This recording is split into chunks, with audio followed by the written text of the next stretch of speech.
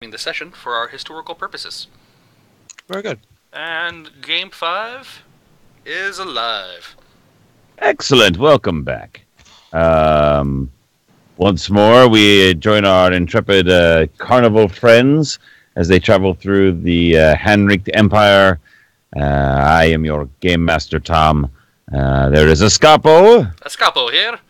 There is Wilstrom. Wilstrom standing by. And Victoria. Hello. And Crane cannot be with us, and so as a result, he will be tagging along as a non-player character for this session. As the owner of Crane is in a no internet area. Is he in Lower Alabama? No, in upstate New York, actually. I was close. Equally backward, technologically speaking. Yes. So, when last we left our heroes, you had made it up to the provincial capital of Middenrecht, where they were eventually approached by a halfling merchant, Milton Pellegru, who had heard of their exploits and has basically hired the party to go forth.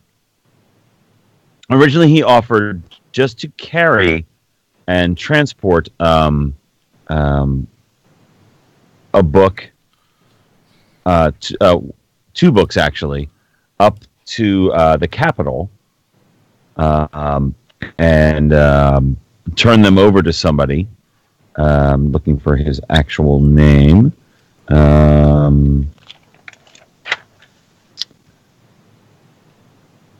To the acolyte Marcus Holtz in the capital, who will pay them the balance of the money they were owed when they deliver the two books, or for a significantly larger sum of money, if our intrepid heroes would go into the wilderness to the old ruins of Escanor, an old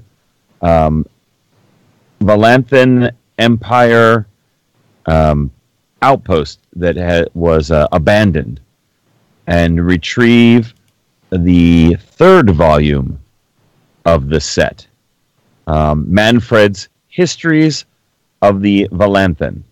If you were to get all three books and then take them up to the capital, that's a lot more money.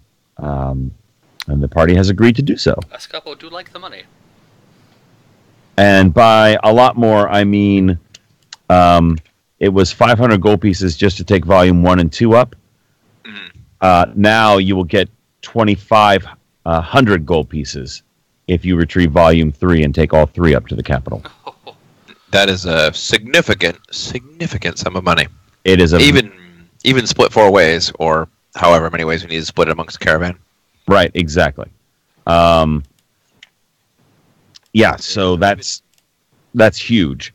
Excellent. Welcome back.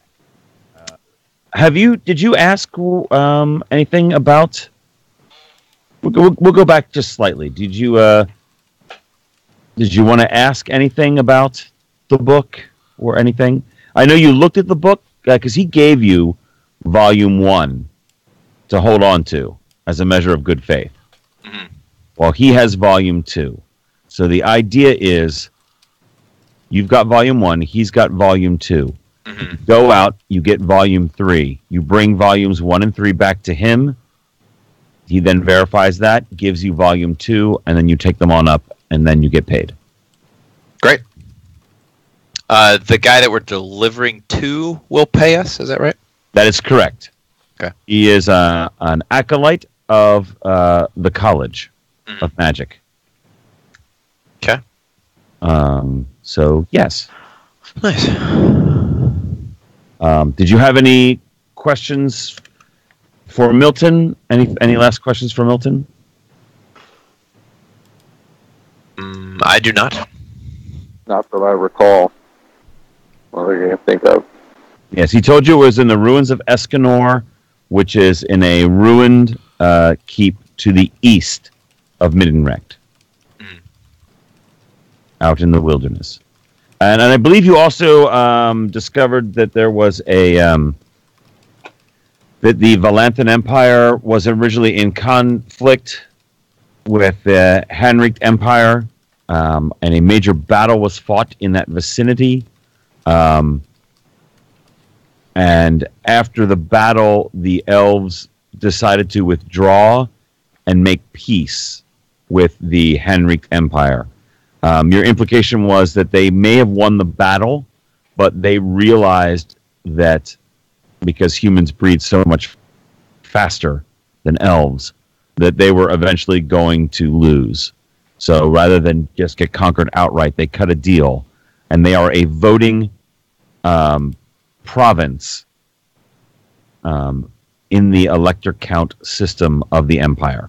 So they actually get a vote as to who becomes emperor, and can put forward candidates to be emperor. But they have not had a emperor for many emperors. They've not had an emperor lately. There have been elven emperors before, but not any lately. In the past couple hundred years, there has not been one. This battle that I mentioned took place about 1,000 years ago. Gotcha. Now, what was again the significance of the farm? Yes. Way back when, the army marched out of here to go fight the Valanthan elves at Escanor. And Milton had heard that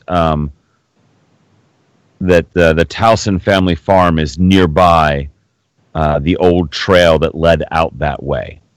Oh, I see. So it was a potential good place to start to find the trail that would lead us to the ruins. Correct, and that the Talsen family might in fact know a little more. Okay. Or you can also research in the city as well if you like.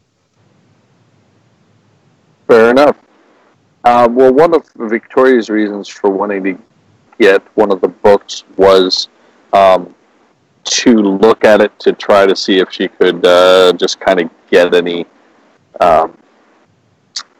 clues or information or warnings, perhaps, as to what they may encounter in the ruins. So I have a feeling that that's maybe going to be one of the first things she does, unless the party intends to pursue some sort of lead.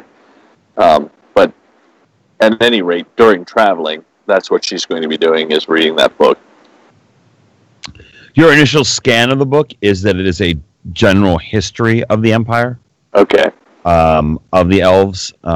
It's written in common, in human.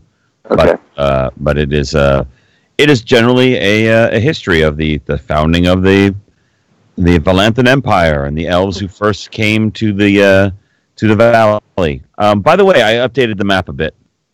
That's in your handouts. So there's a little bit more on there. Okay. I believe I shared it with you all, that you can open it up. Let me know. Of the Heinrich Empire? Yes, the Henric Empire. What do we got? Let's see. I don't remember exactly what was on it before, but it looks like there's some... There's a couple extra towns named on it now. Yeah. And Escanor I put on the map. Where is Escanor? I don't see it. It is right above Middenrecht. Yep, I see it. The word Middenrecht. All right. Right above the R. Between the R and the E. That is an approximate location. You know it's right around in there somewhere.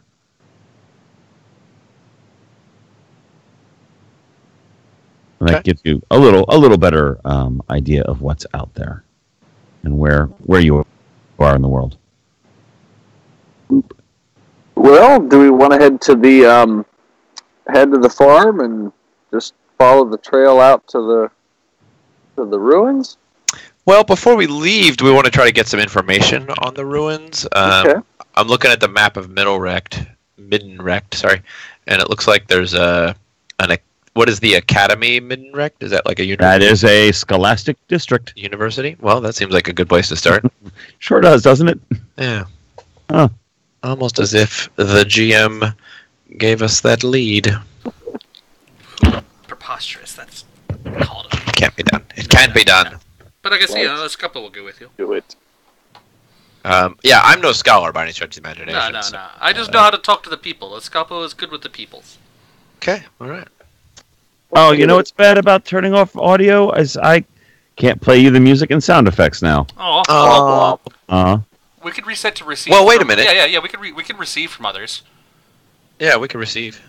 All right, well, then I have to transmit. Sorry, I'm gonna reconnect over there then. Yeah, I'm gonna. I just want to make sure that I don't feedback or do anything weird when I do that. Oh yeah, if No, we set. you shouldn't overhear. Nope, I hear an echo. All right, how about now? Nope, still echoing. I think we're gonna have to. I think that's your echo, Ryan. Someone's got their headphones up too loud. Yeah, I don't hear an echo. I do. I hear an echo from every single one of you, including myself. Weird, because we don't hear it. And I have nothing. I'm That's receiving all right. nothing. We can just turn it off. We can turn it off. It's no Hang big on. deal. Let me try something. All right. Okay, you guys have. What do you have going on? I've got voice only Okay. on Roll20 and on Skype. All right. Yeah. So I do not hear the echo now, but I'm receiving nothing from everybody. So I won't be able to hear your music if you play music. Well, then there's no point. Don't worry about it. Okay. Just turn off Roll20 again. It's no big deal. Okay. The music was just a little ambiance, but it's not important. I like the music. It's okay. All right, so you are heading to the academy. Yes. Indeed. The All academy three of is. It is. We're going to say it's in the afternoon at this point, just for simplicity's sake. And it is the afternoon. It is. There are three main buildings. You can see that are spread out around that little plaza. Mm-hmm. It's like the quad. Yes, exactly. This building down here is of a more mundane persuasion. Clerks, accountants, that kind of thing. Basic sort of thing. This building up here is more tradesmen, craftsmen, that kind of thing. And then things of a more mystical nature are back here. Which is, I'm going to guess you're going to go to that building, but you could also go to the accountant clerk one, because they have history records in there as well. Right. Victoria, this seems like your specialty, or at least you're closer to your area of expertise. Do you want to take point? Sure. Yeah, let's go to that fancy place. All right. That is the Académie Mystique.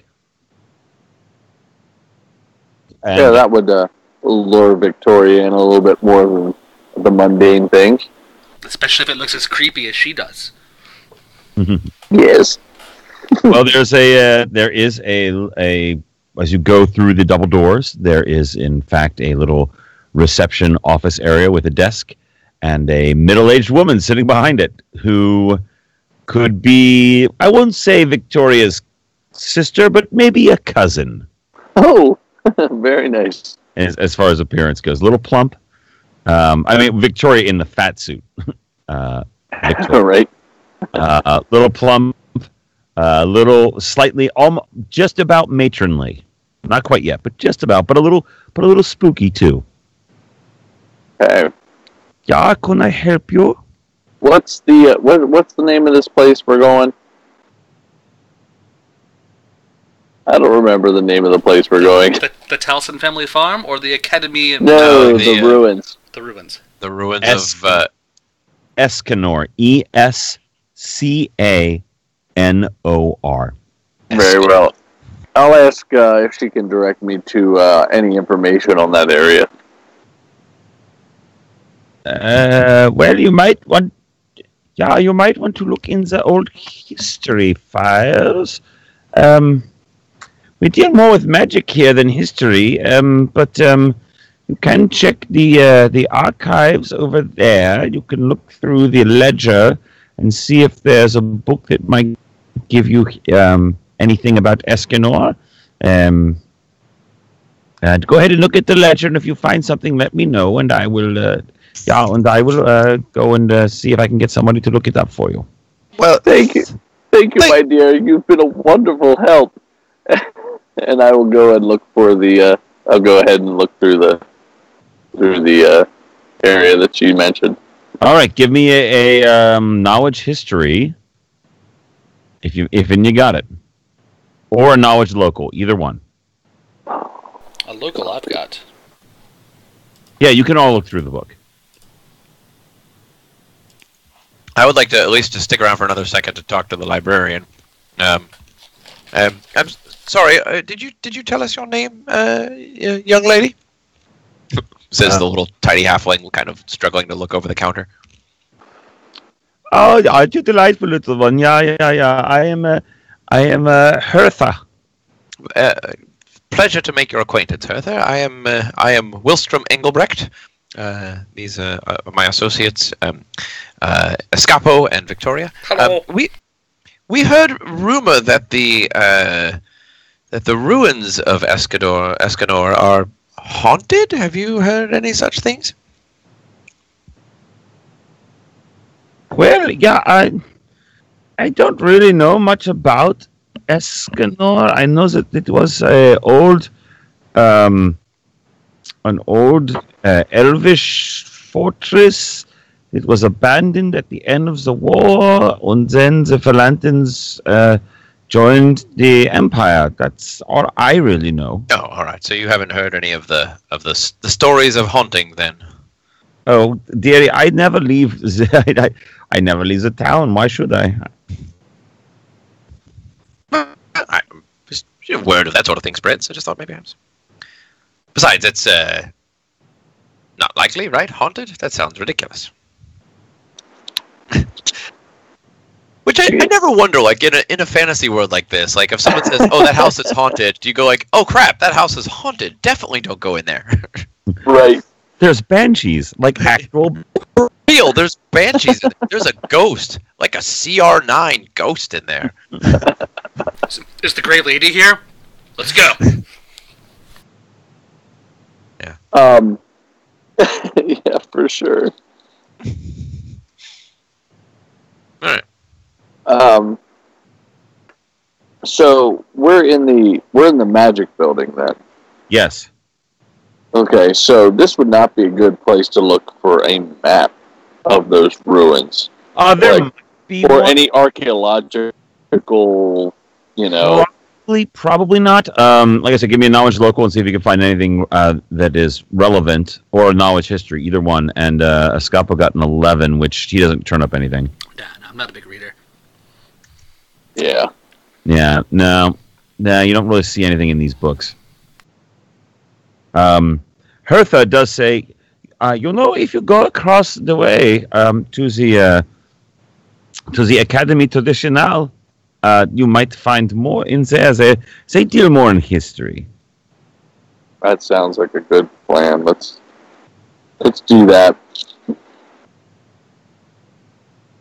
I agree. What's very good. Pro history.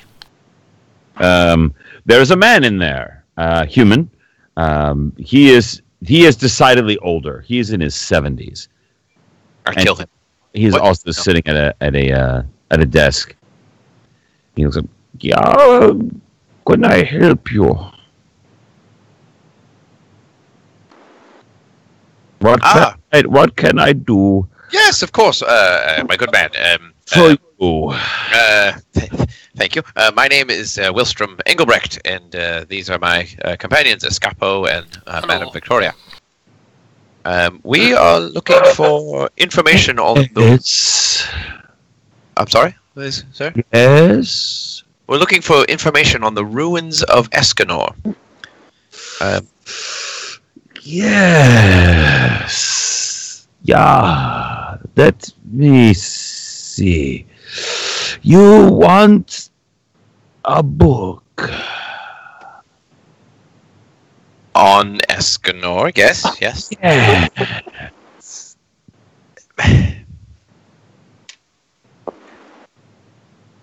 Is he doing Yes. anything, or is he just looking at us? Just looking at you. All right. Is there a card catalog by chance that I can see within my sight? This isn't so much a library as it is an administrative office, or is it a library? It is the administrative office that leads off to a library. Eventually, the gentleman behind the counter rouses himself and says, "So you want the library? Yes, that would be wonderful. Second We're door hoping to go. on the right." And he points to where the library is. Did it take him 10 minutes to point? All right, let's go. It really does. It takes forever. Well, thank you, sir. Have a lovely rest of your life, however long that may be. Have a lovely day. Thank you, young man. And very good. You go to the library. There is a large library here in the Académie Traditionnelle, and there is, in fact, a large card catalog. They have pretty much. They're not cards, but it's a series of attached files. So they're like cards, but they are secured into each other. You can't just pull a thing out. But there is a list, an index of all the books. So, let's see. You're looking for anything relating to Escanor, so just give me a perception checks as you go through the... I assume you'll each take a different section and start looking for things on Escanor. Yeah, as best as we can. Like I said, I'm not a scholar by any stretch of the imagination. Although I'm very perceptive, apparently. As going through everything, you eventually discover several books that are not about Escanor, but reference it. The librarian orderly kind of person. He is a younger guy. He is probably in his mid-20s, kind of an acolyte sort of person. He comes up when he sees that you have found something in the index. He's like, yeah, you need help with the books? Yeah, we can get you books. What books do you need? And you show him the list. Right. There are a couple books. And he's like, yeah. The library free. The library fee is 3 gold pieces, and the books cannot leave this building. If you want to take the books home with you, it is 100 gold piece deposit. Oh, very good. We just need to reference them briefly, if that's fine. That will be 3 gold pieces. I'll pay him. Very good. And he looks at the ones you have. He marks it down on a little chalkboard that he has in his hand, and he writes up with a piece of chalk. Writes down the names of the books. Goes and says, "Just wait right here. I'll be back in a few minutes." And about 10 minutes later, he comes back with a handful of books. You scour through the books. And what you determine through reading the books is that Escanor was indeed an outpost. It was a keep-sized. So it was an actual elven castle built into a hillside. There were irrigation plans and such all around it. The area had originally been swampy when the elves had moved into that area. and they had drained the swamps. Now, all these years have passed, and they've not been there. It's a pretty good chance it's turned back into swamp. The castle, the keep of Escanor itself, was up on a hillside, however. The battle was fought around Escanor. They managed to repel the invaders, the human invaders from Middenrecht. But such was the catastrophic loss of life for the elves that they then sued for peace, because they realized they could not possibly sustain another battle like that. The humans didn't realize that at the time, which is why they agreed to the peace terms.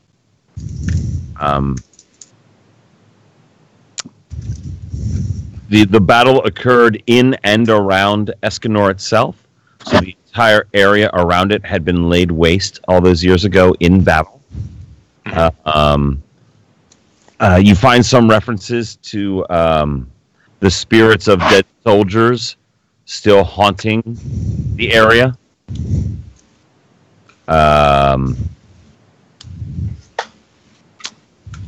What else would you like to know? Is the references to the spirits haunting the area, is there anything about like why they're haunting the area other than they just restless dead from the mass battle? Restless dead from a mass battle and loss of life. Okay. Is the kind of gist you get from what you're reading.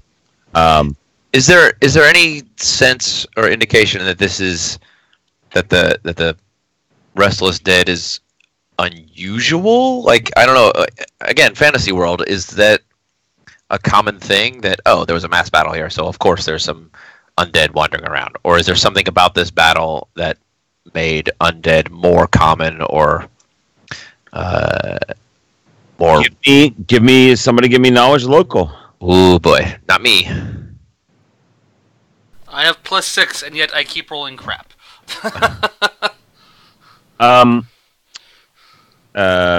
It was a horrific battle. Yeah. Okay. And there was a lot of magic being flung around too. The elves are very proficient in magic, so a lot of the dead were slain with magic. So maybe that has something to do with not letting the spirits move on. Don't know. You also the army marched out of here, out of Middenrecht, and marched roughly east, almost due east from here to get to Escanor, along an old trade trail that hasn't been used in years. And from what you can see, it left from the south gate of the town of Middenrecht and then headed east. The army did? Yes. Okay. And the trail that used to go out there.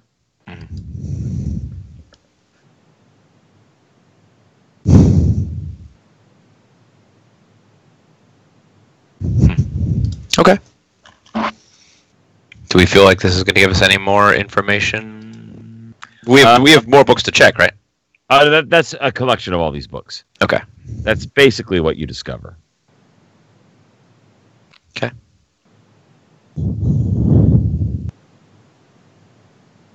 What about you guys? Do you have any more questions?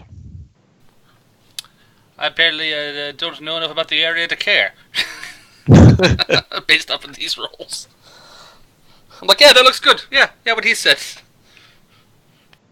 I'd like to roll a knowledge nature just for shits and giggles. Are you trying to determine with your knowledge nature? I want to know like any unusual features around Escanor.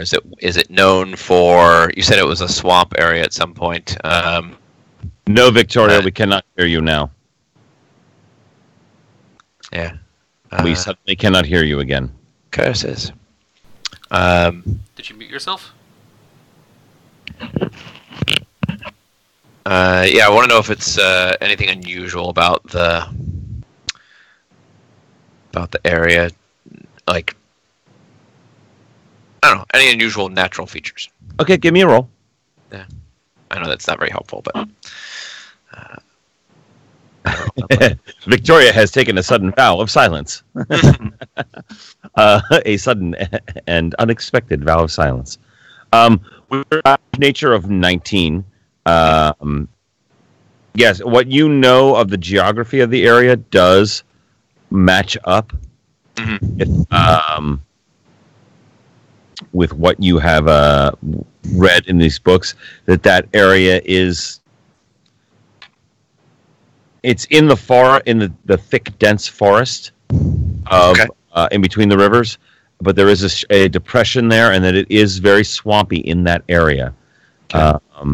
So if the elves had drained the swamp, it just by nature of the geography, it would not take long for the swamp to reclaim it. Yeah, the moment they stopped maintaining it. Yeah, nature will fill in things real quick. It finds a way.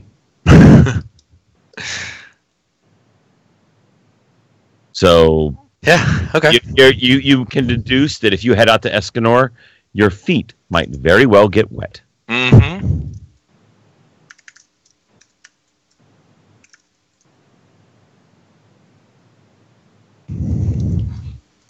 All right. I think if Victoria's got any questions. Yeah. I think that'll do it for me. While Victoria is typing, Escapo, do you have anything? Escapo is good with the information Escapo have. Madam Victoria, the maps that you find of the area are vague. They are not really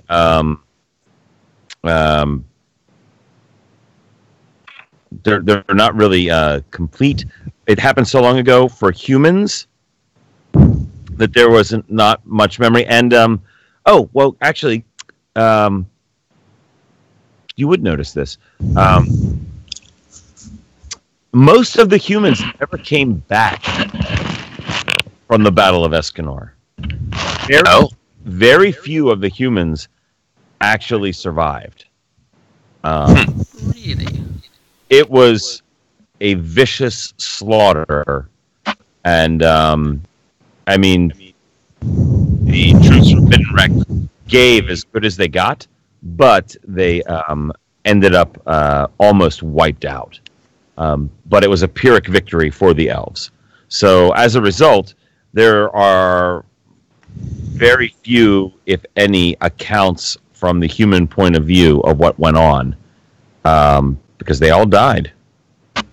There was nobody left to write a letter home to Mama. My dearest Virginia. And it looks like there was a couple thousand soldiers that went out from the Middenrecht Empire and never came back. Probably. Victoria says Zowie. I mean, probably, like an army of about 10,000 marched out of here, gathered from around the empire, and, there were only like less than 1,000 stragglers made it back.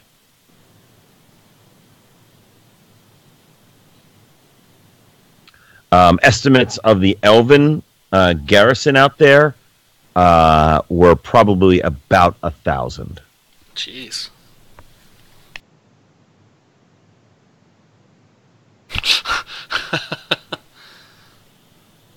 So, I mean, they were defending, but they did get.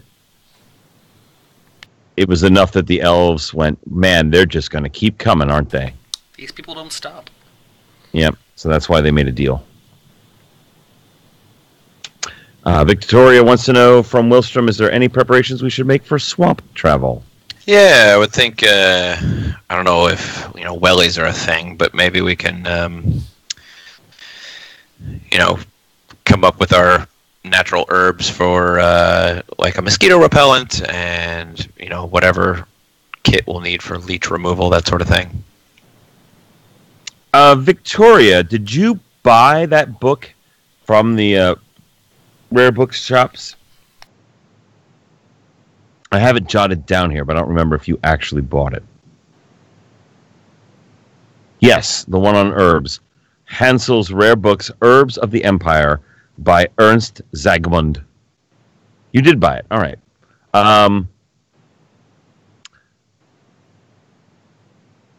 Give me, Madam Victoria, a survival or knowledge nature check, but give yourself a +2 circumstance bonus because you now have this book.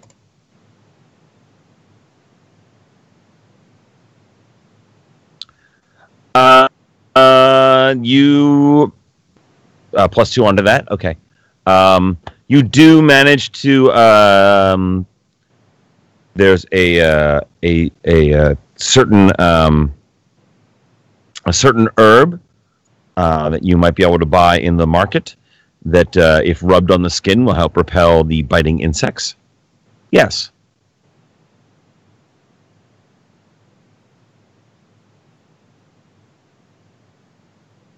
Okay. You imagine that you can get that in the probably in the grand square. Somebody has a stand set up. If all else fails, you can go to the guild marked, which you could probably find an apothecary there. But it's a relatively common herb, so you should be able to find it there. And so, are you guys heading out to the market then? To the square in the market? Yeah, the one thing I'd like to do before we leave the library is obtain a copy of the treaty that the elves signed at that point, at the end of that battle. I don't know if there's someone who can make us a copy. Obviously, there's no Xerox machine, but you know what I mean? Like, is there the souvenir shop that sells something like that, or can we pay someone to make a copy of the? They do have it. They do have the treaty. Mm-hmm. The Valanthan Treaty is what it's called. Okay. But it is many pages long. It is actually, over a dozen pages long, written in Elvish and human and common. It is getting toward evening.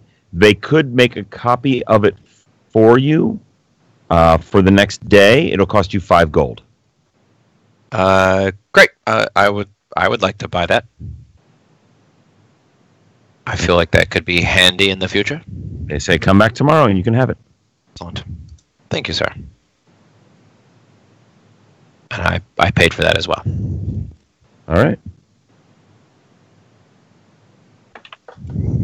Yeah. Tomorrow, stop back tomorrow around noon. We'll have it. Thank you very much, sir. That is much appreciated. Historical record, trying to study up on history. Yeah, and when it is finished, we'll call you, and you are here. We will show you side by side with the original, so you can make sure that it matches. Yeah. Excellent. Sounds good to me. That's I'm ready to go to the market then. Very well. You find the herb without much difficulty. Herb. It's almost laughable how insignificant it costs. So don't even worry about the cost of it. It's in the copper pieces realm, so I'm not going to make you pay for that. But it's basically just an insect repellent to keep the mosquitoes and the midges from biting you.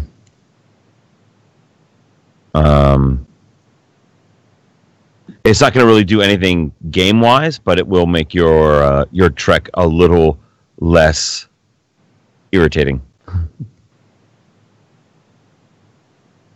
Victoria wants to know, should you plan to set out in the morning? Be well rested. It's a good idea. After we pick up the treaty, because it's going to take a day. Yeah. The treaty will be done about noon. So, noon 05, we set out. Very well. What are you going to do for the evening? You're going back out to your caravan, which is parked outside the gates? I guess so. Yeah, that's where we would sleep, right? I mean, there are plenty of taverns and inns too, if you wanted. But you could, you can stay in your caravan for free. For free. I like free. All right. Free is good. So, Madam Victoria, that evening, you settle in. You're reading. You're outside the gates, but there are still, as you can see from the map, there are buildings outside the gates. So if you're looking at the map right now, you guys are set up around here-ish. There-ish.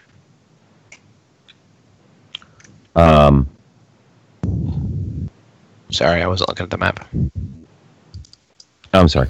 You guys are right down there. There-ish. Okay. There-ish. Because you came up from the south, and so you pulled over there. I know Madam Victoria is going to read the history this evening. Anybody else doing anything in the evening? Don't think so. Just trying to get some sleep. Yeah, me and Phoenix hang out, make sure she's fed and cared for, and whatever training I'm working on with her right now. Working on new tricks for the show. All right. I imagine when I've been going into town, I probably don't take her with me. Especially if we're going to be going inside buildings. So you've been leaving her out here with the caravan, yeah. With everybody in the caravan. Right. I'm waiting because Madam Victoria is typing. Get her a chance to say what she needs to say. She is summoning a statement. Summon statement. Where? I have a list of. There it is. Bam. Yeah. So yeah, Emmerich sees you come back. Oh, welcome back. Welcome back. What's going on? You are inside the town. We still have time before this festival. We've got almost a little over a week until we perform. Oh, he probably doesn't know about our deal, does he? Our business offer. He sure doesn't. Aha! No idea. Well, sir, I think you'll be interested to know we have agreed to undertake a small side job that will hopefully make the caravan quite a large sum of money. Yeah, that's good. That is very good. Yeah, I mean, Yes. Wait, I just heard Zeb. Yay, good. It could be dangerous, though. Yeah, well, I mean, when we're not performing your time or traveling between destinations, your time is yours to do with as you see fit. Well, thank you, sir. I thought you might. I just wanted to You appreciate it, yeah. I mean, keep you abreast of what's going on.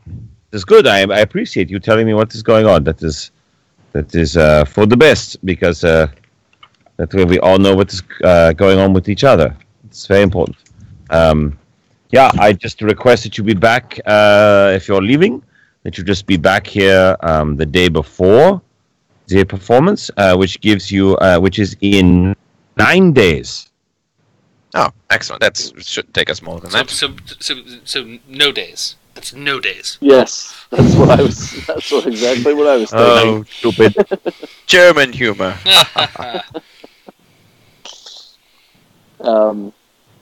Excellent. Who said So they I will. take him anywhere?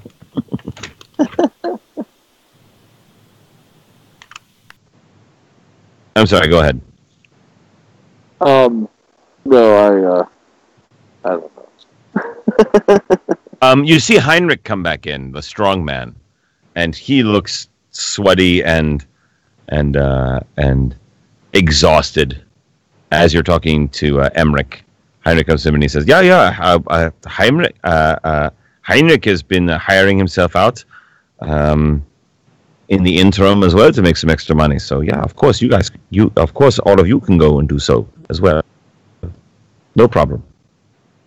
All right, Heinrich. Good for you. No, not that kind of hiring. Okay, never mind. No. He looks at you funny. He looks at you askance and goes, I was at the docks. All right. At the top. All right. All right. What? Sorry. He grunts and goes back to his wagon. That was a joke, Heinrich. Sorry. Heinrich sure is grumpy. You would be too. Never mind. Heinrich personally unloaded 3 barges today. And we spent the day shopping. So Not like took stuff off a barge. He like literally unloaded a barge off of the back of Another larger barge. Yeah. larger barge. It was a barge. Carrying Excellent. barge. Yeah. I will. I'm, I have nothing else to accomplish this evening. All right. Good night, Yeah, rest. All right. Secure Madam- my new pony and my new weaponry. Victoria does her nightly seance. Oh yeah, Pony. How are you feeding that? Yeah, I forgot about that. I assume I'm getting all the necessary tack that I need to go with it, and we have horses for the caravan, so if I need to contribute funds to the or pick up more food for the caravan horses, I will do so for the pony as well. Heinrich says, Emmerich says, yeah, well, for tonight, yeah, you can have the pony here, and that's not the problem. But in the future, if he's going to be with our group, you have to provide his own food, yeah? Oh, certainly, of course. I wouldn't dream of imposing that on anyone else. But I if just you thought just it would. when you're settling in, yeah, you can have, for tonight is fine. But in the future, you must pay for his own food, yeah. Of course. I thought having an extra horse for me to ride would be useful for when I scout ahead of the caravan. Yeah, that's fine. That's fine. But his expenses are on you. Of course. Fritz the stable master kind of looks at you and just kind of gives like a little smile and a wink behind Emmerich's back. And later on he approaches and goes, yeah, don't worry about tonight. I take care of your pony. What's his name? Saber. Saber. I take care of Saber. Don't worry. Don't worry. And you know what? If you just chip in a little extra, I'll pick up the food for him when you're here in the caravan. No problem. Don't worry about it. Excellent. Thank you, Fritz. Emmerich just is setting an example. He doesn't want anyone to be overstepping boundaries. He likes you. Don't worry. Collecting pets. Yeah, he doesn't want a menagerie unless you're going to put them in the show. So what Wilson wants to do is get the pony on his shoulders, and then Phoenix takes off from the pony, right? Right. Yes. Right. We call it the totem. Excellent. All right. Well, the night passes uneventfully. Whew. Woo! That's the best nights. Who knew? Because, you're right on the edge of town. Right. A very large town at that. It is morning. You have breakfast. It gets to be close to noon. I assume you head back. Yeah. We need to go into the academy Academy. to Pick get up my our treaty. pick up our copy of the treaty. All right. At the Academy Tradicional, the old man sees you come in and says, I Uh-oh. have your treaty. Oh, thank you. That's very kind. Here is 5 gold for the Yes, here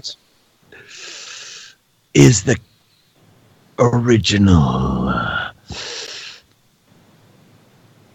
to compare. Okay, thank you. Good. So we're gonna leave tomorrow morning, guys.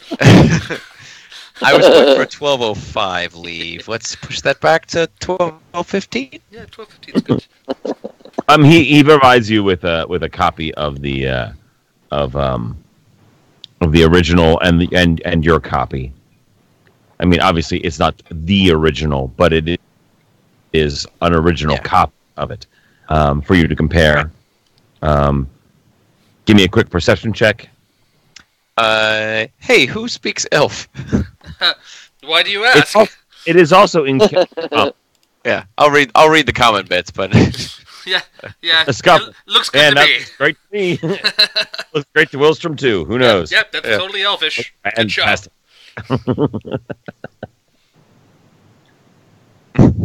Escapo with a 3 on a natural 1. Hey, Escapo will do one thing really well, and that is roll 1. But yeah, no, it looks legit. It looks legit. And you're just giving a quick once over. So by 12:15, you're out of there. great. All right. Where are you headed? Well, it's a Talsen Farm, right? Sounds good to me. All right. You spend by the time you get out of the city and over there, it's like another hour and a half. So it's like 2:30 in the afternoon, and you arrive at the Talsen Farm. It is a large farmhouse set in the rolling countryside that has been cleared around Middenrecht. About a mile away, you can see the forest start to rear up again. So it's only cleared out so much around the town. Seems to be a fairly prosperous farm. Fields of varying crops surrounding it. It's early summer, so there's all different kinds of things growing around. A cow pen, a chicken pen, some pigs off in the distance in their own little sty over there. And it is a decent-sized building that has stairs that lead up to the front door.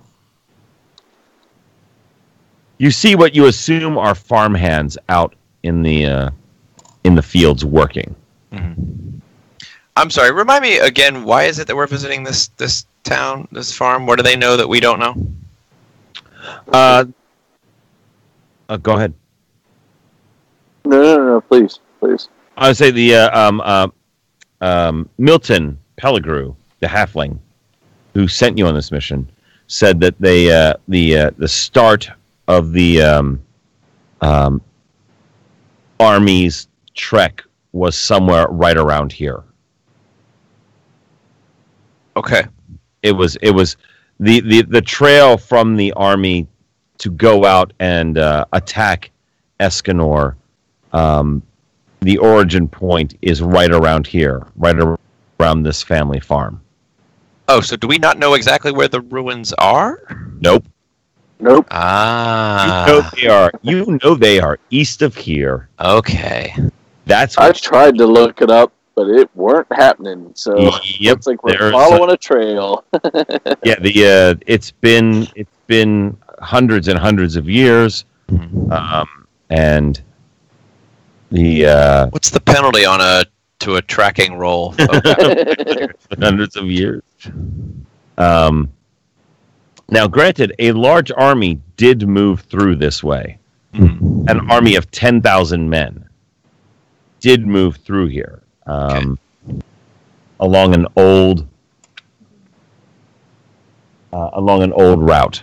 So that used to be a trade route. So you could probably find a trail if you searched long enough. But but we should. The implication is maybe the Talsens might know where it starts. Right. They farm this land.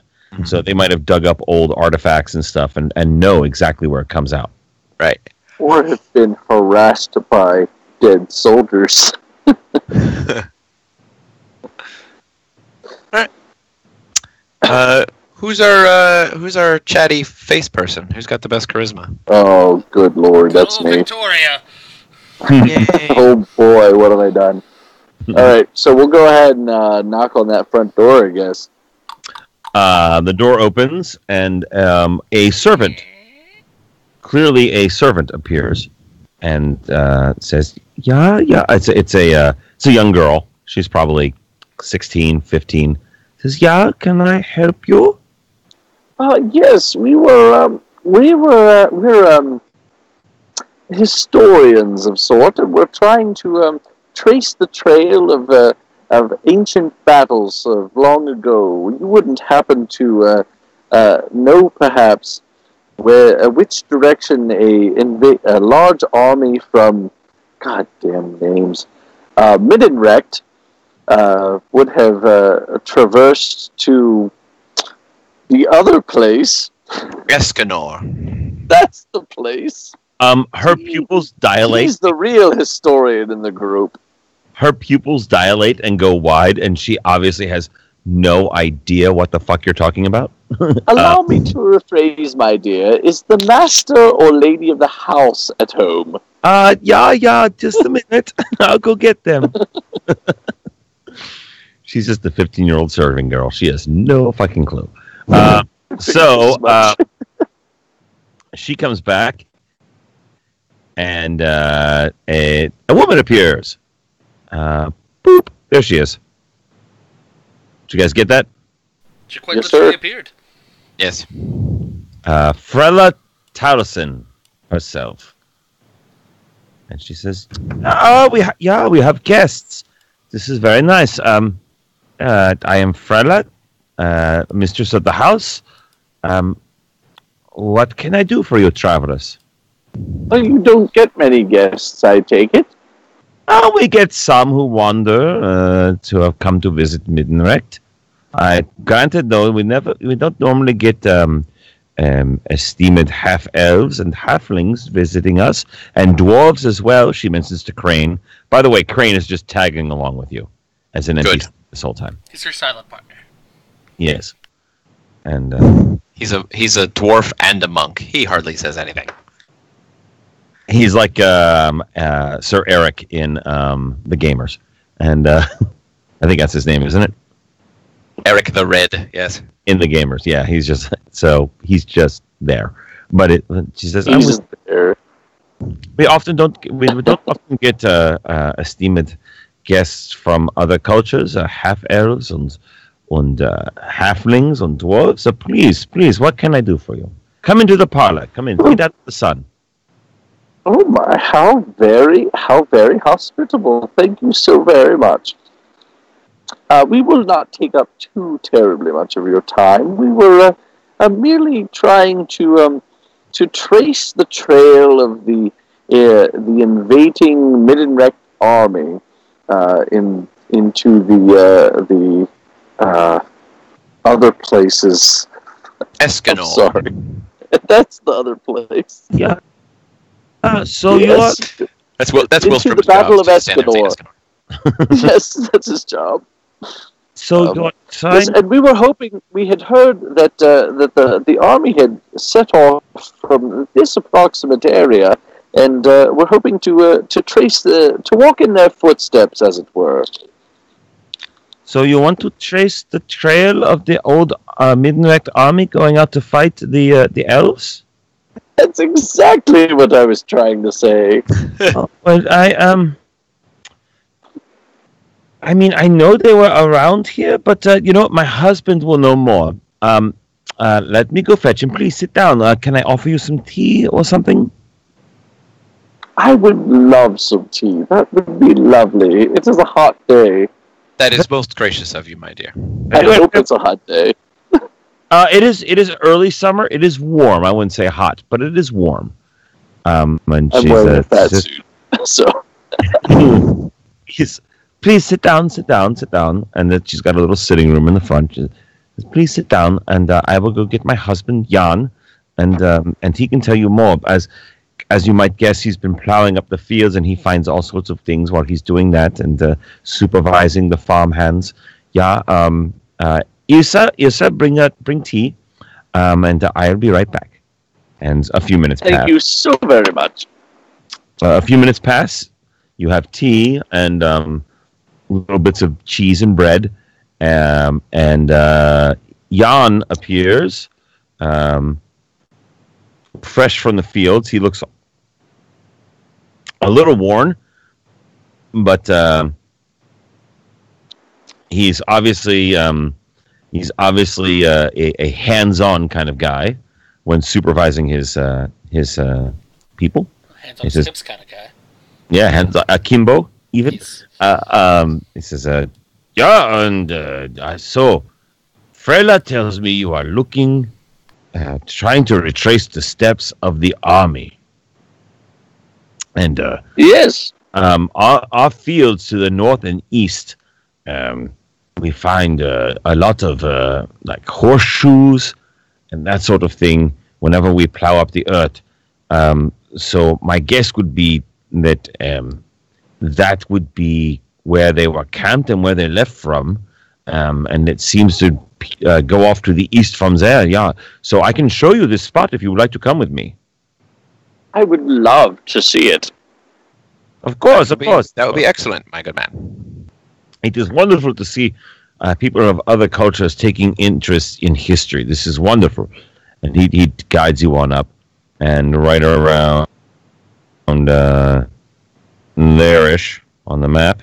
In the As middle, we walk, I will make small talk with him and ask him what he grows, and I mean just small talk, right. just trying to endear us to him a little bit more.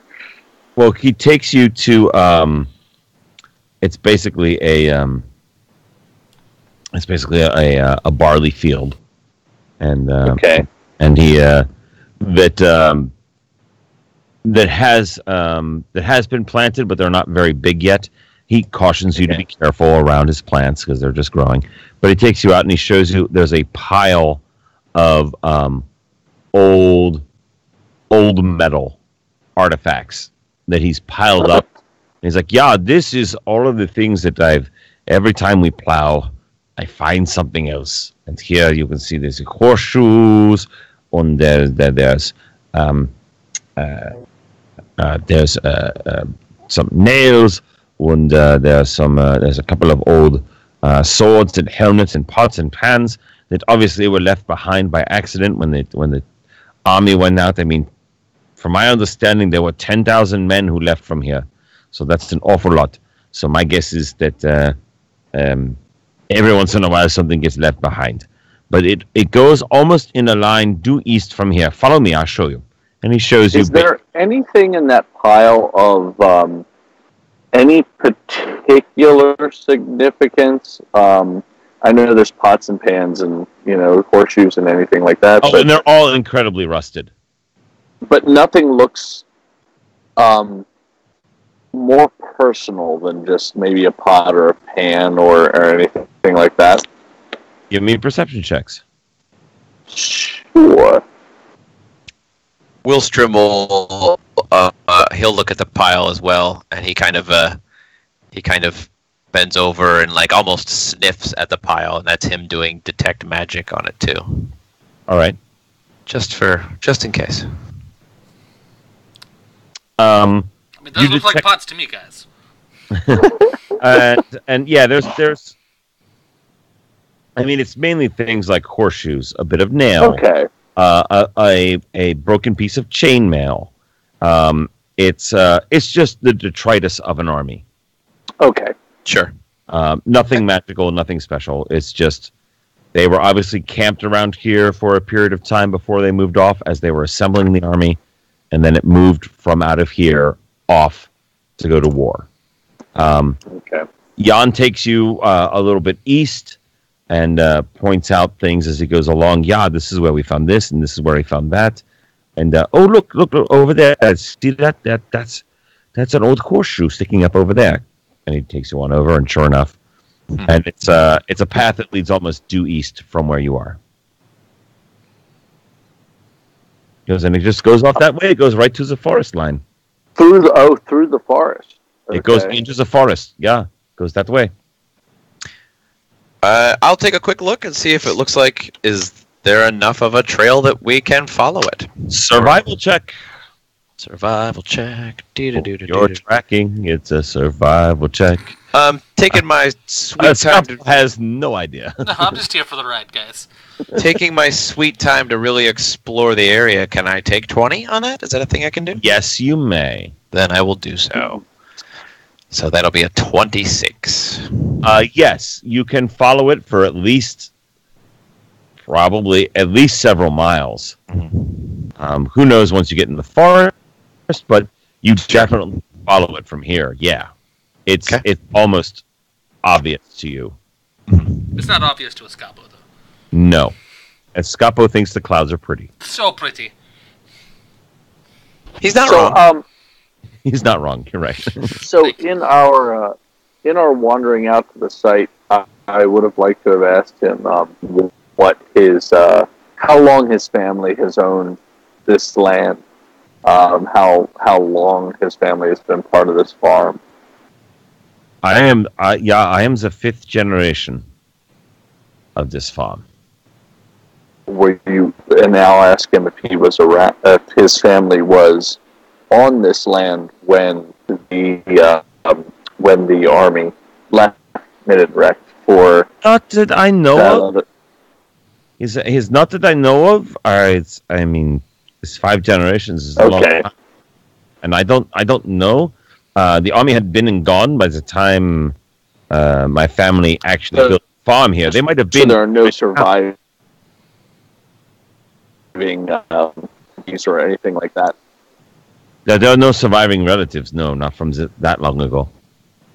Okay, very good. All right. Well, if you don't need anything else, now you guys are cutting out on me. I haven't heard anything from Escapo or Wilstrom. I've been muting my mic when I'm not talking, just because I'm trying to minimize background scrapies. Zeb is cutting in and out on me, though, so there must be a connection issue. Yeah. All right. No worries. I can still hear you, though. Very good. So, yeah, there's the trail. All right. We will. If you're following the army, I wish you luck. I'd like to give him a gold piece in compensation for our give me a diplomacy check. Acquisition of his time away from the field. Sure. Madam Victoria, give me a diplomacy check. All right. He takes the coin and looks at you. Really cool for Madam Victoria. Yeah. He looks at you kind of funny, like, really? Sighs and says, I will give this to the church. Okay, very well. He's almost like, really? You're paying me for this? I'm just being a gracious host kind of thing. All right. Fair enough. He takes a gold piece. He's going to give it to whatever church he worships. Willstrom just thanks him sincerely for his time and courtesy. You're welcome. I hope that you find what you are looking for.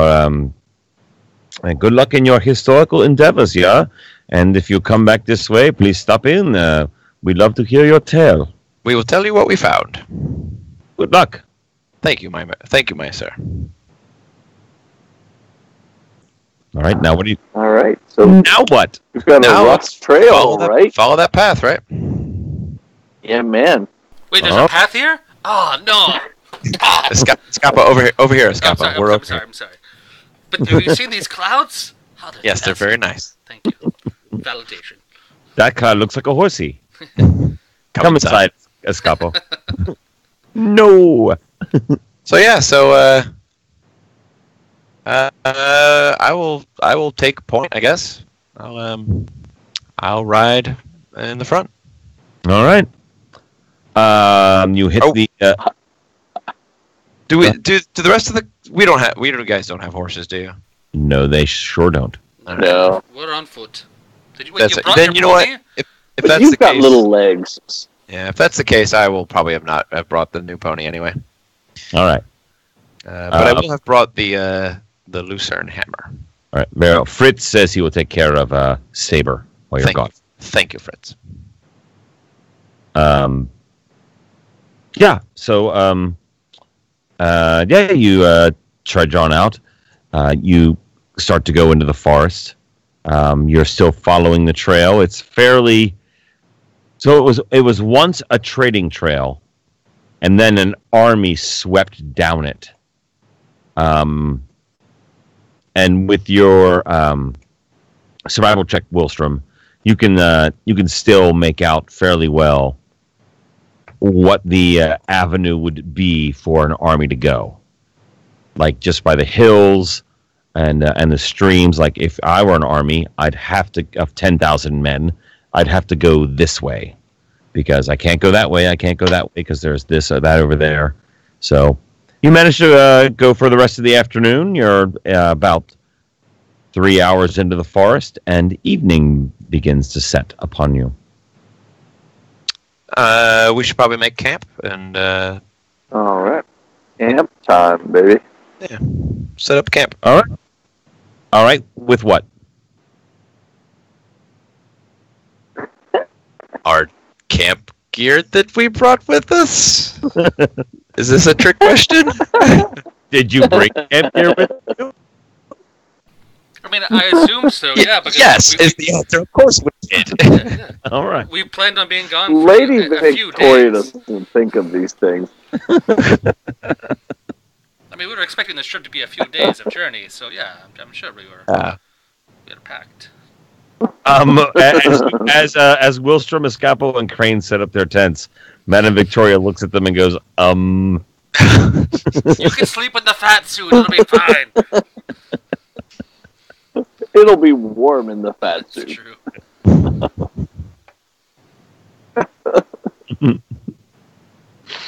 Oh, fun. Camping is fun. Do you do anything in particular in the evening? As we're winding down, I will spend some time just reading over the treaty, familiarizing myself with the terms and trying to understand it as best I can. Did the elves truly pull a fast one on the humans, or did they Give me an intelligence check. did they did they just get a good standard? All right, let's intelligence check. Not bad. Essentially, the elves saw this for the long term as their only way out. They were going to get housed eventually. They could hold out for decades, maybe even centuries. But they realized that in the absolute long run, it would be better to become a voting member of the Empire than to be at odds with the Empire. And so they negotiated the best terms they could in that framework. You gather that the humans didn't think that far ahead. The humans just realized that they were in for a long fight with the elves if they were going to keep fighting. Multiple generations of humans would be fighting this war, whereas only 1 or 2 generations of elves would fight this war. So the elves, therefore, adopted a different strategy. They said, all right, well, we know that our grandchildren will be defeated if we don't do this, whereas the humans are like, our great-great-great-grandchildren will still be fighting this war. So that's why the elves did what they did. Okay. Does that answer your question? Yeah, I guess, yes, that answers my question. But you don't have to tell Ryan this, but basically Willstrom wants to understand the terms of the treaty. So if he needed to explain it to someone, he could, if that makes sense. Yeah, they're pretty straightforward. It was the elves' boundaries would be set a bit further back than they were currently. At the time of the treaty. So they shrunk in territory, but guaranteed their territorial integrity, and then got voting rights for emperor. Okay. In exchange for that. All right. And I also want to make sure I know the names and ranks of the people who signed and agreed to the treaty. All right. You know them. Great. Fabulous. If it ever comes up, I'll make it. Perfect. That's all I need. If it's ever relevant, I'll tell you. Yep. There you go.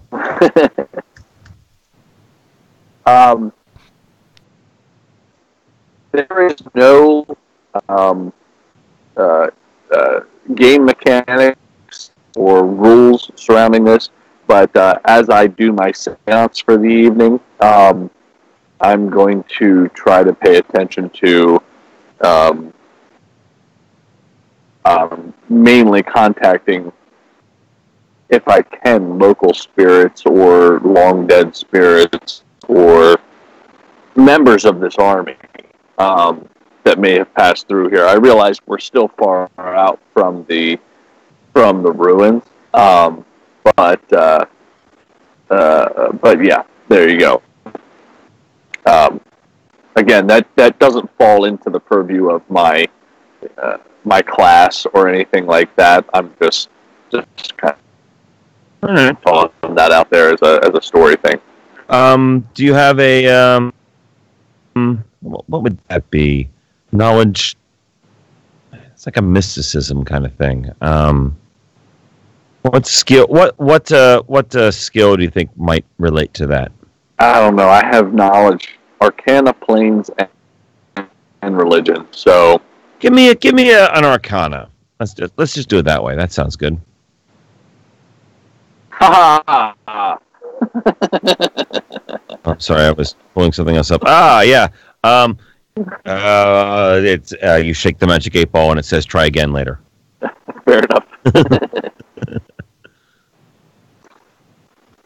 Do you have an order of watch? Are you posting a watch? I assume you're posting a watch. Yes, we are posting a watch. You're in the forest. Yes. Crane is available for whenever. Great. Guess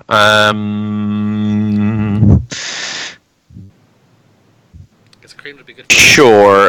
shift. I will take the middle one. Lady Madame Excellent. Victoria's seance always occurs at midnight.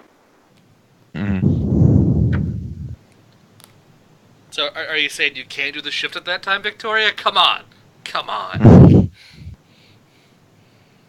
She's so lazy.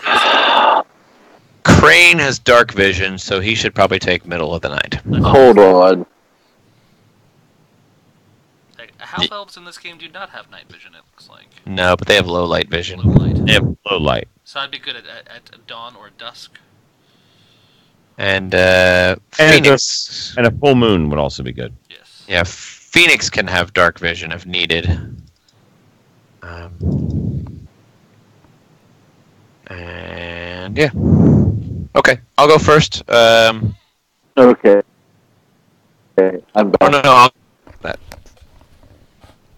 no.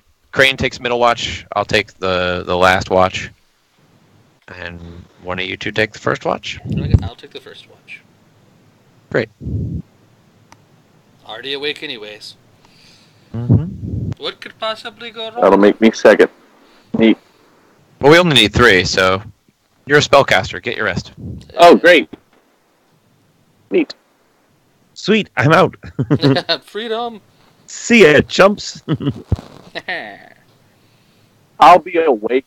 I'll be awake at midnight anyway. I figure that's when I run my seance. So. Fine. As soon as possible. Mm-hmm. All right. Let's see here. The night passes uneventfully. You pass it. Huzzah. And so the morning begins. Willstrom, just give me a survival check to follow the trail into the forest. Take 20. You can take 20, which also will mean that you will only go about 10 to 15 miles instead of 30 to 40 miles in a day. Okay. Well, let's roll this thing then. See, now we go 0 miles. There. Are you happy? Yeah, you in fact do. You rolled a 1. I really like this camp, guys. Can we stay here? You go in a circle. You end up back at the camp. You. Milstrom, didn't you just leave? Why are there 2 of me? You waste a day. Yeah, thanks. See? All right, we take 20 next time. All right. On the plus side, we know it's safe here. Well, actually, riddle me this. Taking 20 takes forever, but taking 10 does not. I'll let you take 10 and only have a very minor. You just lose an hour taking 10. All right. Yeah. So I don't know which would we make more progress if I take 10 or if I take 20. 16 versus a 26. I don't know. I'm not just going to tell you what the target number is. Okay, then well, then not to be a chump, but I think taking 20 is the way to go. Like, all right, you can certainly do that, and if you take 20, you will not get lost. Right. Oh no, we're taking 20. All right. We just also won't get there. Yeah. It'll just take you a very long time to get there.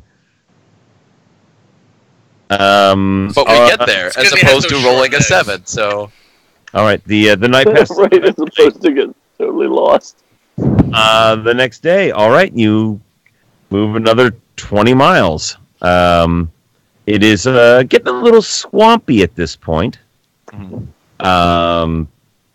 Not full on swamp, but a little swampy, a little marshy. The day passes uneventfully as well.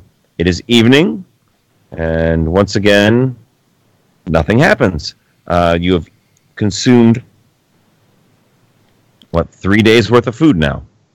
Okay. How much food did you bring? We brought enough for 9 days. All right. Yeah, because we have to be back in 9 days. Them's the rules. All right. The next morning, you take 20 again. You go an extra 20 miles. Anything happen? But nope. And the evening passes. So that was day 4. Day 5.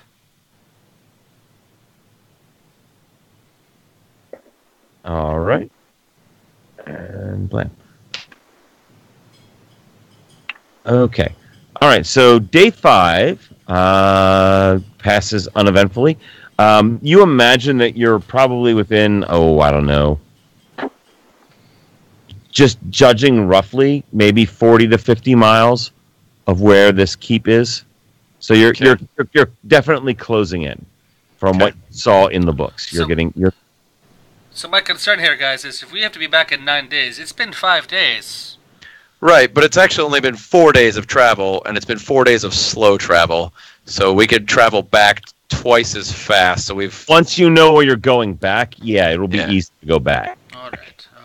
We're at most 2 days away from. We just have a very important show. I know.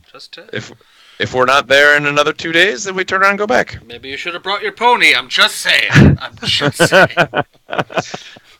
As evening sets on, we're going to just do this an easy way. Everybody give me a perception check. How low can I roll? That is the thing you're going to have to tell me. I rolled 9. Okay. Yeah. Where is... I should really have pulled up Crane's as well. Where's Crane? There's Crane. There's Crane's character sheet. Where's his... Look at me! I'm creepy Victoria! I see everything. Oh, there you go. Madam Victoria. Oh, good, because Crane rolled for shit. I see other worlds. I can see time. You hear a buzzing up ahead, and more than just the sound of mosquitoes or flies. It is a loud sound. Definitely not just a small insect. And because you have, you're on a pathway, I'm going to let you determine what order you guys are walking in at this moment. You're going to let... What's your marching order? I would imagine I'm in the front. I'm usually in the rear. Yeah. Crane and Victoria are in the middle. Or is Crane in the back? Yeah. I don't remember. I know Victoria's in the middle because she's squishy. Mm-hmm. I seem to think Crane is in the back. All right, so who's in front? Okay. Wilstrom's in front. Mm-hmm. Right. Wilstrom, Victoria, Crane, and Escapo. marching order. Sounds good. Because I have a pretty good perception, so I think I would probably run pretty far front as a backup. All right. And Crane will be in the back? Yes. Is that what you're telling me? Okay. Crane's in third, Escapos in fourth. Let me move this over here. Oh! And let me... I love it when the screen changes. Because you did 28, we're just going to... We're just going to turn off Fog of War, because you... I see everything! Freaking 28. It is a little misty right now. It's pretty black. Out there. And... Boom! Ooh. Aha. And fluttering in the trees nearby, you see several large shapes. And everybody... Knowledge nature to identify when I get a chance. Okay, It's like, hold on. Knowledge nature, that's what I'm doing? Oh, wait. Bam! Roll for initiative. Well, the one time I roll well. I'll take it.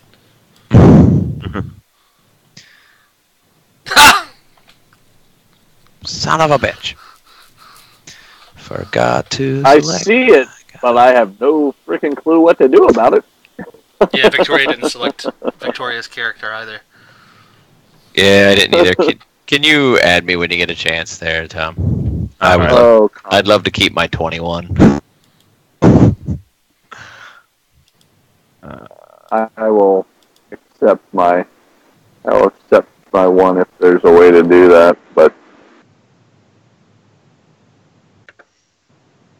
All right. Wilstrom, how do I add you specifically? I can go to your token, right? Yeah, if you click on me and left click, or I'm sorry, right click, there should be an add turn option. Why isn't it letting me click on you? There we go.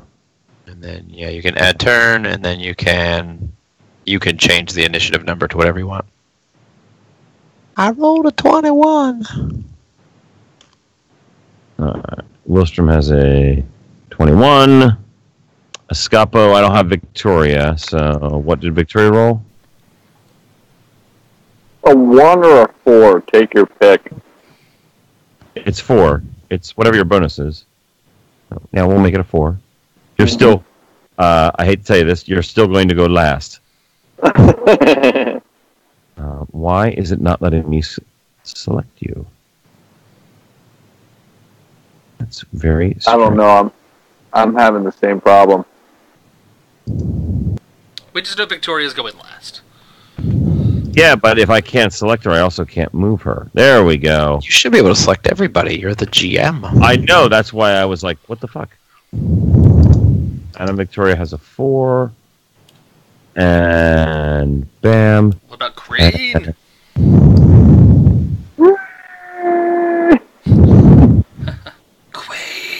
Grade. Oh, look, there's 2 sets of them. Look at that. There's 3 sets of them. There's 3? I'm zoomed in too far then. Yeah, there's one more over here. Oh, wow.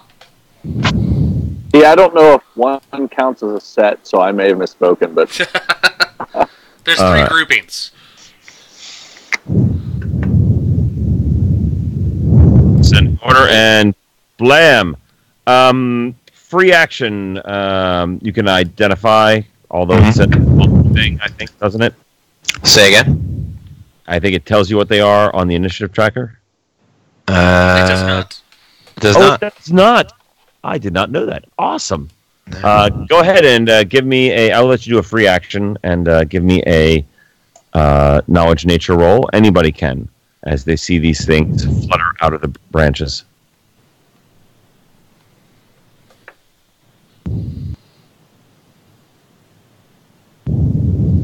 Yeah, I don't have knowledge nature, so... Knowledge nature, not But Crane, does Crane... 13. Escapo, you know what they are. Oh, hey. Hey, guys. I know these things for a change. It's a That. sturge. They're big, Oh. terrible bugs. Hope you brought your bug spray. We don't like them at all. Yeah. Very dangerous. Well, it's good I got mosquito repellent. How convenient.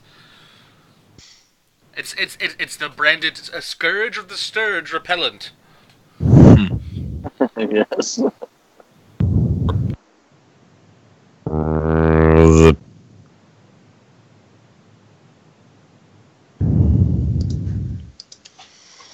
Well then. Make it that far.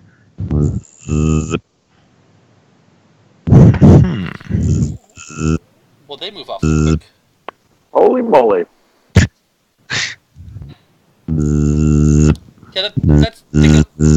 they get to move 70 feet. That seems fair. 80 feet? 80 Oh, feet.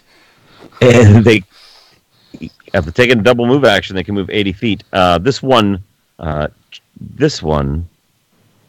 don't How big that are these one. things? charged. A sturge. Let me describe what you are seeing. It's a vicious, blood-sucking pest that preys on wild animals, livestock, and unwary travelers. Closer to mammals than insects, they fly about on 4 fleshy wings, searching out warm-blooded prey. They are technically a small creature. They're only 1 foot long, with a wingspan of about twice that, and weigh just under a pound. They are reddish brown. They are they're icky. The one flies up and tries to attack Phoenix. Actually, How very dare you? how very dare I, indeed? Well, how very dare the Sturge? Mm-hmm. And let me get back. I need to pull up their thingy and their character sheet. And when I do that, I can click on the attack roll. Maybe.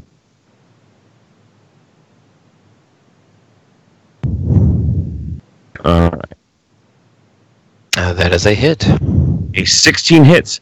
No damage is done. Aha. However, it is attached. And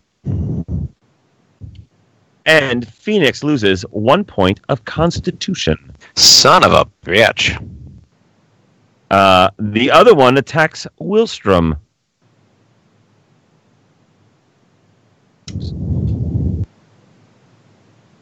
For a 19. That is also going to be a hit, I'm sure.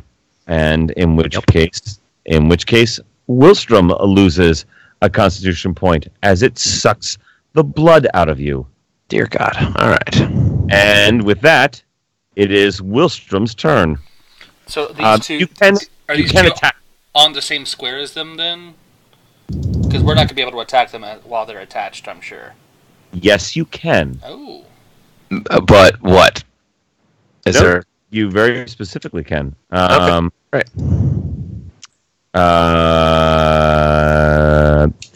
The Sturge loses it. It is effectively grappling you. It loses its dexterity, has an effective AC of 12, but holds on with great tenacity. It has a +8 to maintain its grapple. An attached Sturge can be struck with a weapon or grappled itself. If a prey manages to win a grapple check or escape artist, the Sturge is removed. Very good. All right. So, given that little bit, Wilstrom, what would you like to do? Wilstrom. You could also just beat the shit out of it. Yeah. All right. So Wilstrom is... What's he going to do? He's going to... All right. So if we do like a strength check or an escape artist check, I assume that's like a standard action. Is that right? Yes, it is. Riddle me this. If I want to grab the Sturge that is on Phoenix, if Willstrom grabs the Sturge on Phoenix, how does that work? Is that just a grapple check? Yes, you can attempt to grapple the one that is on Phoenix. You most certainly may. I'm going to do that. Alright, so my CMB. In which case I'm going to use my animal focus to take aspect of the bull so I get stronger. All right. Hooray. And then I will use my grapple check on that Sturge. How's a 9 sound? Just barely enough. Wow. All right. It is, in fact, a 9. You have wrapped it up. You are grabbing it. However, it has a +8 to maintain its grapple. Okay. So I would say you have your hands on it, and now you're going to attempt to pull it off. I'm trying to figure out how this would work. So yeah, I think if it has a +8 to its grapple check, if it was grappling me, my grapple check would be just a straight up to dislodge it. So like it wouldn't take a second check. It would just be I would have failed. So I assume that's kind of the same thing in the other way around. Since it has a +8 to maintain a grapple, I would assume that you get your hands on it, but you're not able to wrench it off of Phoenix. Enough. Okay. All right. To it is Phoenix's turn. Good. So Phoenix is, I'm sure, probably doesn't even need the instruction, but I will tell Phoenix to attack the one that it's the grappling it as well. It can attack. So Phoenix will claw bite. It doesn't need help to know. Hey, this sucks. And for completeness' sake, she will also take aspect of the bull, making her stronger. And Phoenix kill. Yeah, let's do that. All right, so Talon number 1. Hits. Yeah. How's that 13? Is a 13 a hit? Yes. Then with one talon, she kills the Sturge. Good. Little help, Phoenix, and then Dead. Continue the attack on the one that's attached to me. Sure. Great. Get it, Phoenix. I will allow it. Nope. An 8. How about a bite? Yaha! Phoenix proves her worth by killing that one as well. Oh, Diggity damn. Phoenix. And then Willstrom screams, "Don't let them attach themselves to you!" And that's it for me. And dead. All right. And Escapo. All right, so I'm assuming because we were walk-ins, I had my bow and arrow. Realistically, player knowledge, not character knowledge. Would I be able to hit these with the bow and arrow, or are they too small? I'm assuming Escapo would know. You would. Okay. They're bigger than a bird. You can certainly shoot them. Fair enough. Well, then I'm gonna aim for the one in the back. Right there. Since that's definitely within my 30-foot range. Yep. And I don't have the bonuses like Crane does to closer hits, so I'll take the one further back. And where's my short bow? There we are. Hey, all right. Thwack! You hit it. Woohoo! You're aiming for the one in the very back. Very back. And it does not kill it, but it seems severely injured as an arrow pierces and pins together 2 of its wings. Nice. And that is Escapo.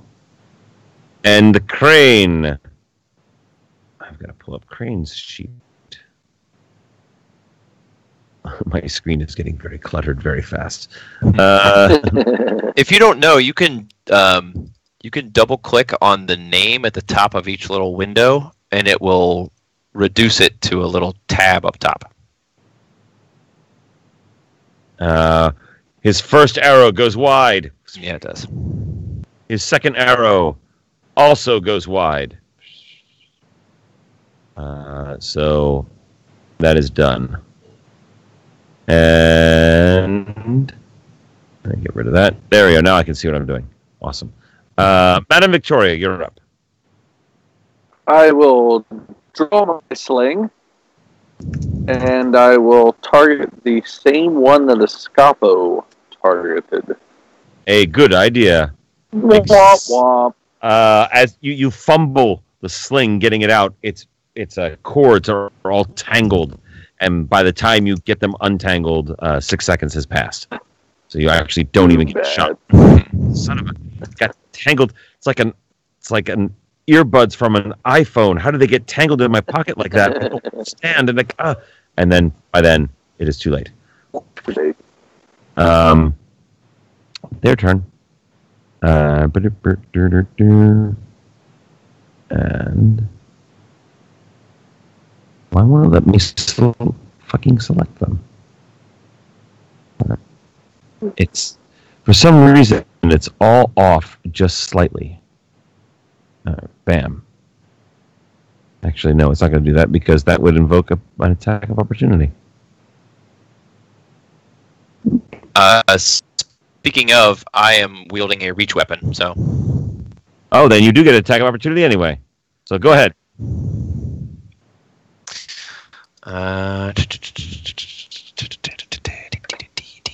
12? No. All right. I don't know why this is doing that. That's so weird. Well, I'm not saying we know the sweet spot now, but I think we know the sweet spot. Yeah. I'm wondering if this is a problem with my... Because I'm... Fuck, man. Like, I can't click on certain areas. Like, I can't even click on the scroll bar. The fuck? I can click on that scroll bar. Is it your trackpad, or...? I'm using a... That's just so fucked up. Anyway, all right. Bam. And... Bam. And... Let's see here. Oh no, not Phoenix again. One attacks Madam Victoria. One attempts to latch onto Madam Victoria. Does it attach to the fat suit? No, it does not. It gets stuck in the padding. I assume your more than a 9. Madam Victoria. My AC is 11. Oh, then it does not get you. The next one, the next two will both attack Willstrom. Ooh. 1. Does an 18 hit? Yep. And a 17. Yep. Oh dear God! Ah, man. You will lose 2 more Constitution points. Lord. Suck, slurp, slurp. And the other one attacks Escapo. What the birdie is right there. Ah, goddamn. Escapo takes a point of Constitution damage. I Escapo artist my way out of this. All right. Well, conveniently, that's one way to get rid of them is an escape artist check. I know. So, Willstrom, you have 2 that are fluttering all around you. They're proboscis thrust into your flesh. Slip on your sweet, sweet sanctum. So, I assume that's my turn now, right? Oh, it is. It is your turn. All right, so this one here, is that attached? That's not attached to anybody, right? That's attached to Escapo. Attached to Escapo. And then one of this one's attached to me, and this one is attached to me. Yep, and the other one attempted to attach to Madame Victoria. All right. Willstrom is going to hold his action briefly and order Phoenix to step up and attack. So Phoenix is going to move up to there and attack the one that is attached to me. Very well. Go ahead. And nope, that's not what I want to do. Squaw! 15. 4 points of damage. Does not kill it. And a 12. A Hits miss. it, and it dies. Oh, 12 is a hit. Okay. Oh, okay. When they're attached, their armor class is shitty. Ah. Great. Great, so that one's dead. And now the one that's attached to Escapo, is it in Escapo's square? No, well... That's what I was asking that earlier. Are they small creatures? yes, they are. And they're considered grappled? Yes, so they probably are. Then he is not in the same square. He is adjacent to. Swing your partner round and round.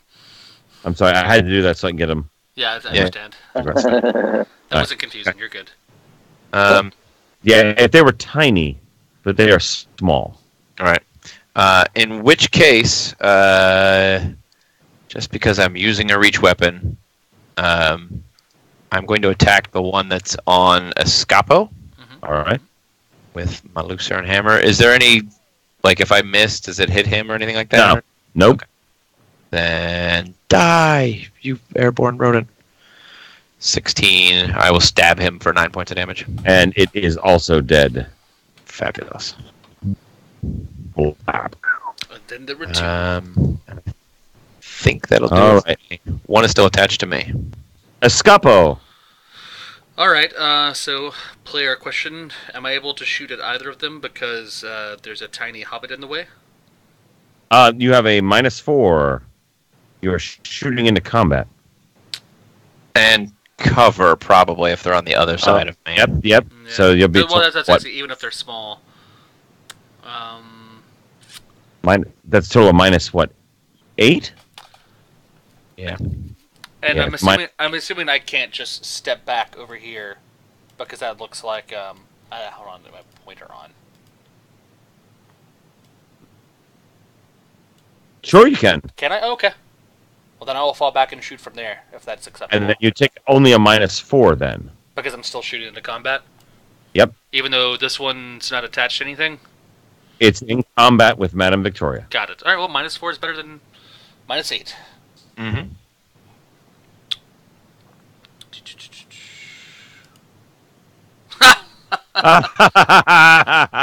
All right, it does not confirm, No, however. no.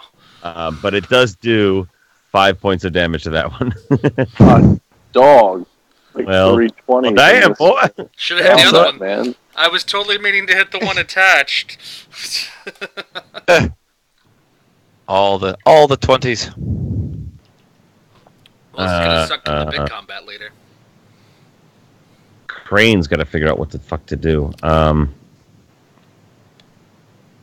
Crane is going to move up here. Phoenix is there. Shit. No, Phoenix is Phoenix. right above. Bam. God damn it. Oh, well, suffice to say, Crane turns, drops his crossbow, and swings at the one that's on...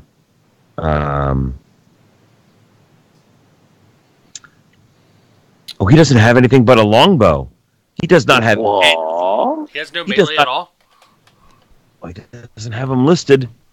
He probably just didn't make them.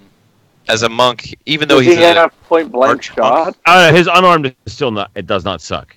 Yeah, his unarmed strike he can use. Except when he rolls a 6. 6. And then misses. He rolled a 4, so he missed. All right. But he attempted to get it off you. Madame Victoria. Well, dropping a weapon is a free action, yes. Yes. And drawing a weapon is a move action, correct? Correct. Then I shall drop my sling, draw my quarterstaff. After all that effort that you just went to pull it out, come on, Victoria. It's clearly broken, so I may as well just drop it. This is garbage. Throw. Another. And there we go. Oh, and you totally hit for 1 point of damage. Yep. Which, guess what? It drops to the ground. That's exactly what it needed. Yep.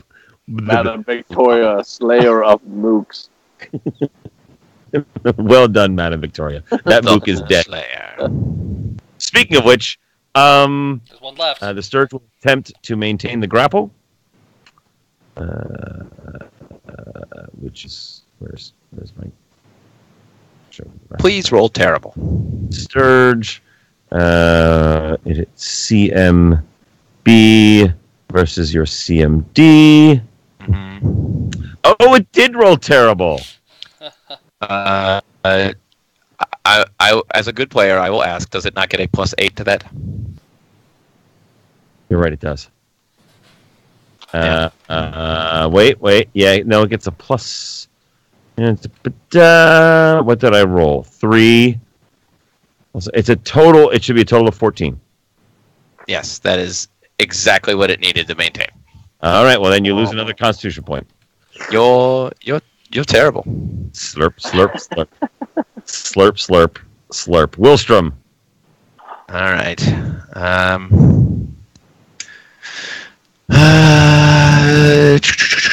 Phoenix, come kill this thing. Squaw. What is that crane in front of me? That's Crane. It'll fly, Yeah. You can fly around. Yeah, plenty of movement. Yes, but I would like to 5-foot step if possible. I can 5-foot step to there, right? Yep, absolutely. Great. Awesome. Phoenix, kill this thing. Phoenix, your master is getting lightheaded. Help! Nope. 10 is a miss. 10 is a miss. 21 is a hit. It is still alive, And a bite for 4 and more it's very much now not. Yes. Phoenix is the best. And the Sturges are slain.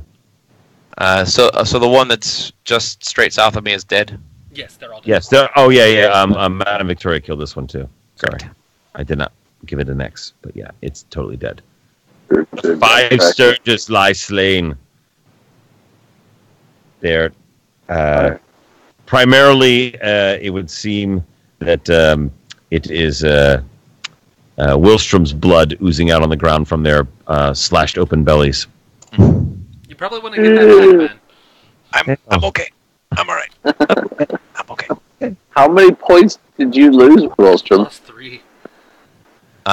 No, I lost 4 points of Constitution. Oh, that's right. Which also means I lost 2 points of hit points. 2 hit points. And Phoenix lost 1, and Escapo lost 1, right? Yes. Mm-hmm. Sounds right. -1. Right. Yes. So I will let you guys figure out what you're going to do next. I need to go use the restroom. That's so bad. But the evil for the moment has been thwarted. So Thwarted. discuss amongst yourselves, and I shall be back un momento, por favor. Very good. So I need to figure out if I can overnight learn a spell that will help you reacquire that constitution. Well, do we have any of that herb left from the cave encounter? Because I remember my constitution got knocked down, the star root, and it brought my constitution back up. Let me see. So I do have 2 doses of star root. So yes, I would say we certainly have we should that. attempt to use one on Willstrom when Tom gets back and see the results. All for it. Because right now, my -1 temporary constitution changed nothing, because I already have a -1 penalty with a constitution of 9. So, I went all in on dexterity. Yeah. I didn't intelligence. I feel like I should look through my cleric spells. So I have this lovely little app that collects all the spells, but it's all the Pathfinder spells. Mm-hmm. So it's every expansion and, every resource and everything like that. So when I look through the spells, I'm looking through multiple hundreds of spells. And I need to apply filters every time that I look through them, so...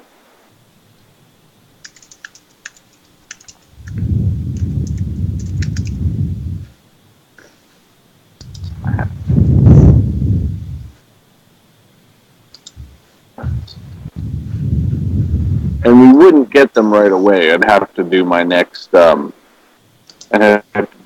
seance to gain access to them. But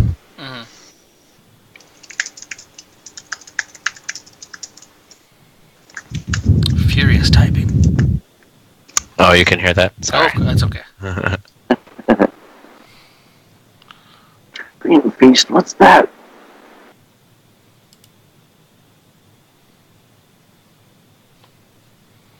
Boring. Here it is.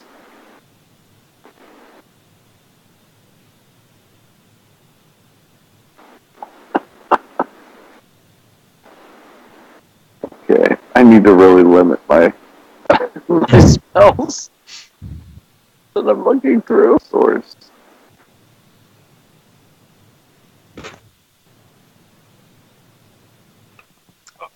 All right. So what? So we're going to try to apply. I'm going to apply a dose of Star Root to Willstrom. Ah. I still have 2 doses. Yes. Remember, it relieved temporary constitution pain from that encounter, so we're hoping for the best.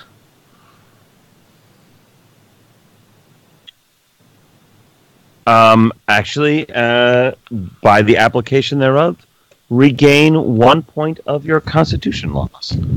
Oh, hooray! Oh. How many? You had 2 doses? I do have 2 doses. I don't know if an additional... do you recall whether a second dose did anything, or whether it was... it's been a couple of months, maybe one of those... so I honestly don't remember. I want to say it made a difference, but again... It might be better for us to wait until tomorrow. Yeah, get a good night's sleep. Yeah, and then reapply.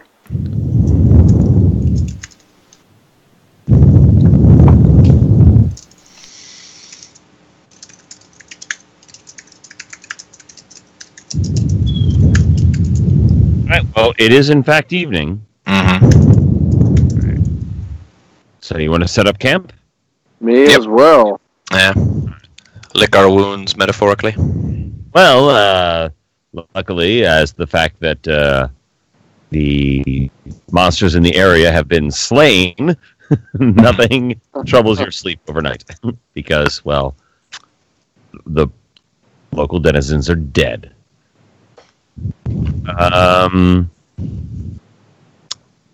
Does anybody remember ability regain? Yeah, I think a night's rest, I think we get one back. I think you do too, but let me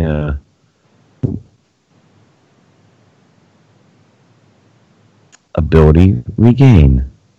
Oh yes, I know restoration works. Right, but we don't have access to restoration yet. I know. Well, I researched it, and it said, "Oh, by the way, bam!" I'm like, "Fuck." Even lesser restoration is, I think, 2nd level at least. Type in night's rest and see what happens.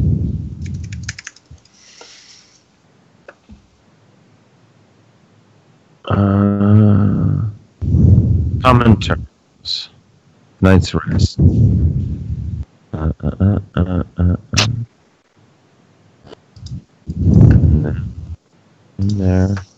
How about ability loss? As they will sometimes say in ability loss. How you regain.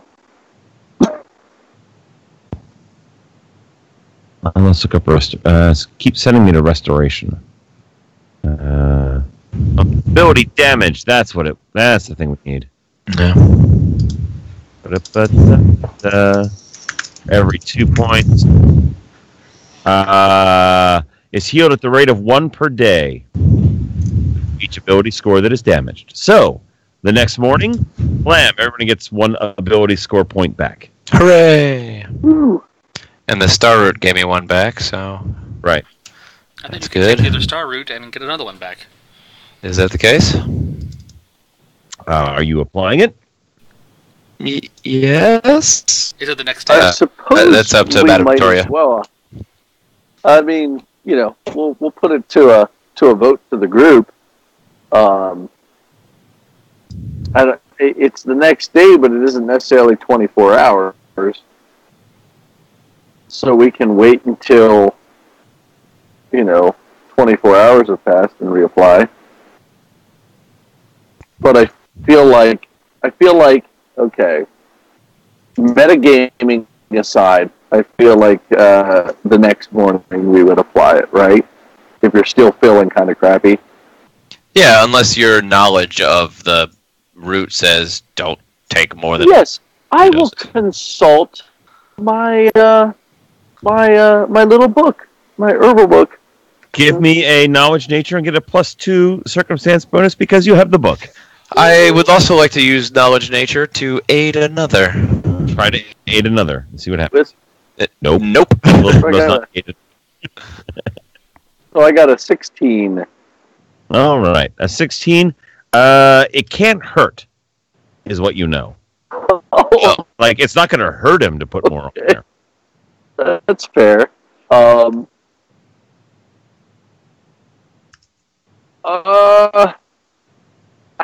you feel, Willstrom? Do you want me to slap it on just for fun, or do we want to save it just in case? We can wait another 24 hours before we do another one. Sounds good. Yeah. All right. Morning comes. Phoenix and Escapo are fine. Mm-hmm. Huzzah! They had their cookies and orange juice after giving blood. Mm-hmm. The Sturges and are up to snuff. Wilstrom is still a little lightheaded, but nothing insurmountable. And you continue on down the trail. You're about 40 miles away from your destination. Are you taking 20 again? Does anybody else have a survival skill at all? I have... No. No, mine's... I have it, but it's 0. So I actually don't have Right. any points in it. Okay. It would just be whatever the roll is. Does Phoenix? Also, does Crane? Does Crane? You know what? I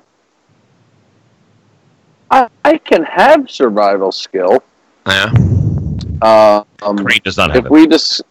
if we discuss it before my seance, I can specifically choose it as one of my trickster skills. If there's some reason that it would particularly help us. Well, the only thing I was thinking of is if we do... getting 2 rolls. Well, I was going to say do an 8 another, and that gets me another +2 on mine. I don't know which better. Well, since that seems to be what the party's pursuit is at this point, Mm-hmm. I think that it would make sense that Madame Victoria would specifically try to channel a spirit that would have that ability to aid our to aid our advancement. So yes, I do have survival. Fabulous. So if you make a survival roll and I make a survival roll, And you are aiding me. Uh-huh. If you get better than a 10 or better, you will give me a +2. All right, I'll make my roll, and then I'll figure out what my... Done. Yeah. Okay. I don't even need my fancy bonuses. There you go. Totally, with a total of 23. Mm-hmm. They went that away, Chief. Great. And you actually travel about 30 miles. And everybody give me a perception check once again. Oh, and I must also state that it is now raining lightly. Okay.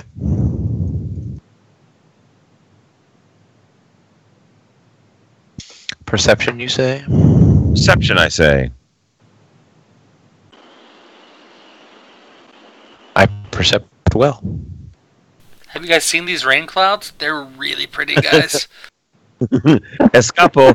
Escapo, come over here, please. What? Oh, hey, guys. Escapo just likes looking up at the sky. It's so pretty. Because these raindrops keep falling on my head. Yes. And you've all rolled well enough that congratulations. I will have to turn on Fog of War.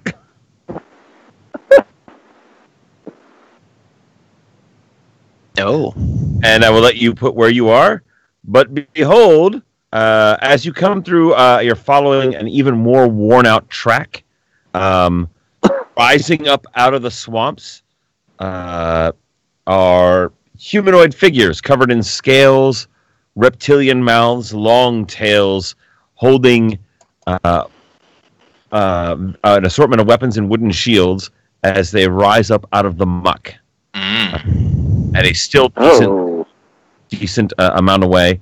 Please arrange yourselves how you would have been marching. Are we headed north or south on this map? We're heading north on this map. Well, if I was assisting Wilstrom, I would have been right behind him.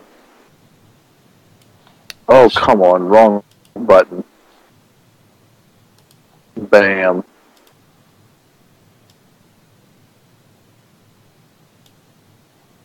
And then Crane is in the back, you say? So there. Mm-hmm. Escapo, is that where you are? Yeah, because if we were a face-to-face marching order, then yeah. Okay, that looks good. All right, let me pull up the thingy, and let me clear it. Hang on. Before you roll, let me clear it all. Bang, and make sure you are selected on your guy, and then roll initiative. Well, that just makes sense. I did it! Oh, no, I have to remind myself to do it, too. It's all right. Yeah. For instance, I'm rolling cranes. Bam. The crane with no name. And...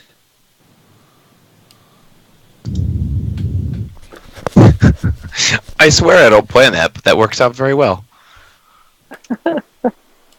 Phoenix keeps getting one less than me. What did Phoenix roll? Oh, okay. I got a 12, she got an 11. Oh, but I didn't have her selected. God damn it. You didn't have you selected either, did you? Oh, there it is. I did. I have you. I have Wilstrom as 11. Yeah, it shows Wilstrom as 11. Oh, you kept... Wilstrom be a 12. I had Wilstrom selected when I rolled Phoenix, so Yeah. Wilstrom should be a 12, Phoenix should be an 11. God damn it. All right, just roll Phoenix again, just so she pops up on there.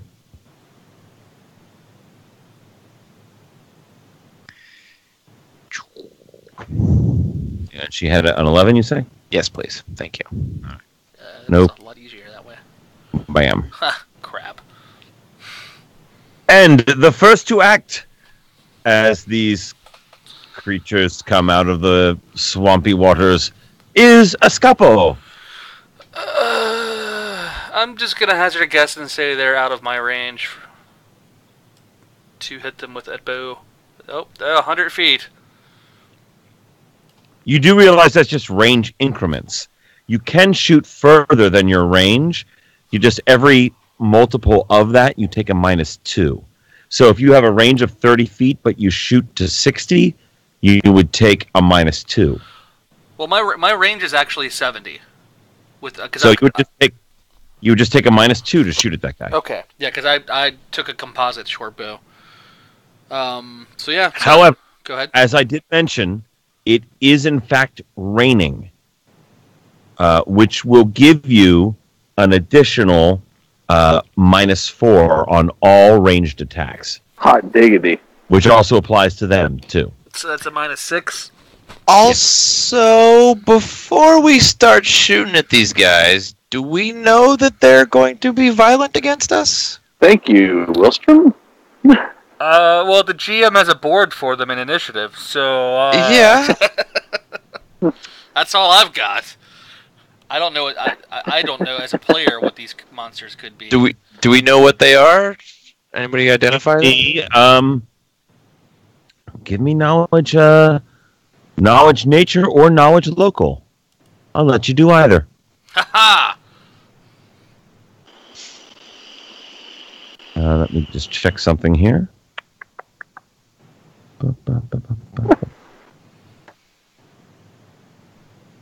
Okay.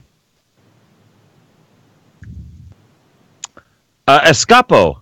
These are lizard folk. Mm-hmm. They are lizard men. Just regular old lizard men.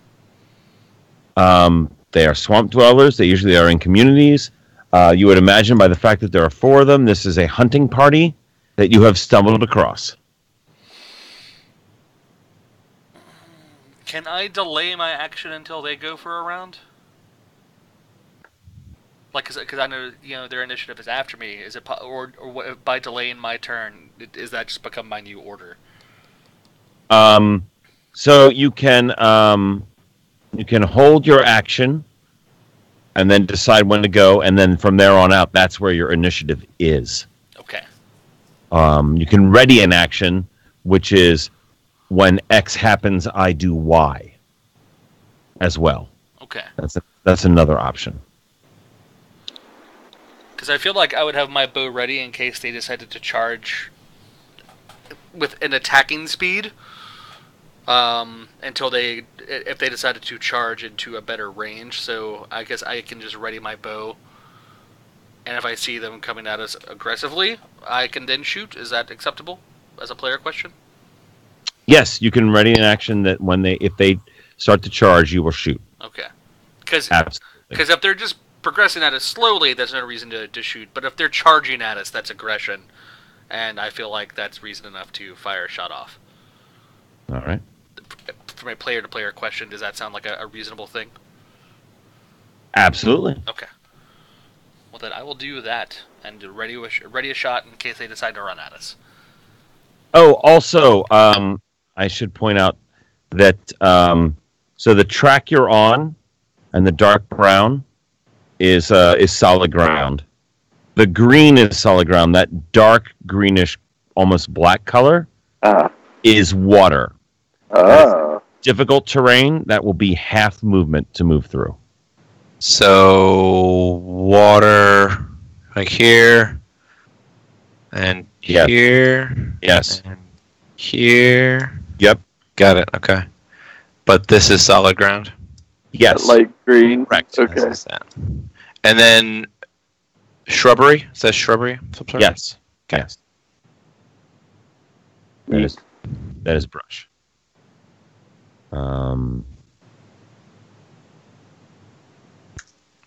Oop.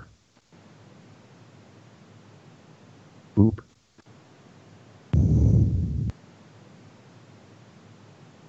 Oop. Oh, I have ready in action that if any of them say boop, I kill them. All right. Adam Victoria, it is your turn. They have not done anything yet. They are approaching you with weapons in hand, however. Fair enough. Do they seem to be moving at a particularly advanced velocity, or are they? They are. Give me a perception check. Neat. No, actually, no, not a perception. Give me a sense motive. That's fantastic. That's even more what you would need. Absolutely. They are moving forward cautiously in an attack stance. I will Wow, I'm behind a bush. That's pretty great. Yeah. You have concealment or cover. Very well. I'm going to move here, where I will be seen by all of them, and raise my hands in the air. I don't speak. I'll say in common, hello, hello, we are travelers. Are you friends? And that'll be it. That's my turn. Give me a diplomacy or bluff, your choice. Oh, well, we're travelers, and there's no reason for us to not be friends, so let's go with diplomacy. Hit it. All right. Oh, wow. Very well. You diplomed. Crane holds. Baby. Crane is an NPC, so he holds his action. Willstrom. I am going to. What are they carrying weapon-wise? They all have morning stars. They have, but those are at their sides. They have javelins in their hands. Okay. And large wooden shields. Okay. Escapo, with your 26, your nat 20 knowledge local, you realize that they lizard folk speak Draconic. That makes sense. I don't speak Draconic, though. All right. Anybody here speak Draconic? Anyone here speak No. Dragon? Just checking. Phoenix, do you speak Draconic? I don't think I ever chose my languages, which was silly. But it probably would not have been Draconic. Yeah. I would guess it would not, unless you're like a high-end wizard, it's probably not Draconic. Nope. Or maybe a sorcerer with a dragon bloodline. But anyway. Now you're just splitting scales. I'm splitting scales. Shut up. You're bifurcating. Escapo, roll a reflex save. Yeah, Willstrom, what are you doing? Willstrom is going to. He's going to step up to there, and he has his pole arm at the ready, and I'm going to ready an action that if they move forward and attack, I will receive the charge. All right. So readying an action. What is Phoenix doing? She's gonna go perch on a bush. Squawk, she says. She seemed to say. Escapo. Okay, so can I maintain my readied action and then just move, I guess, 5 feet? Sure. Okay, because if I move up, let me ask you this: if I move up here behind this bush, am I still able? I'm on the wrong thing. Sorry. You would have concealment. Would I have concealment? Would I still be able to shoot them? They will have concealment as well because they're shooting through a bush. Gotcha. Yeah, I want to keep them in sight. So I definitely don't want to take my eyes off of them. I should actually be looking at them.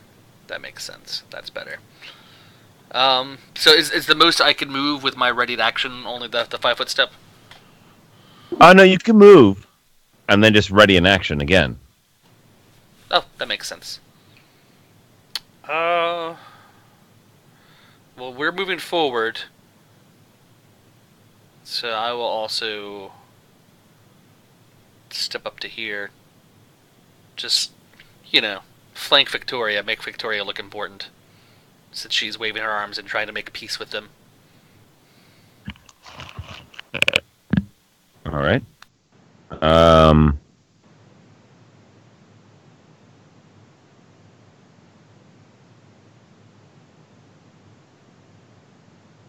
This one moves up to here. This one moves up to here. Actually, he's kind of facing this way.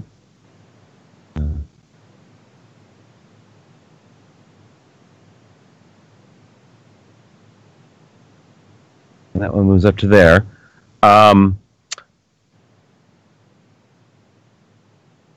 Everybody give me a sense motive.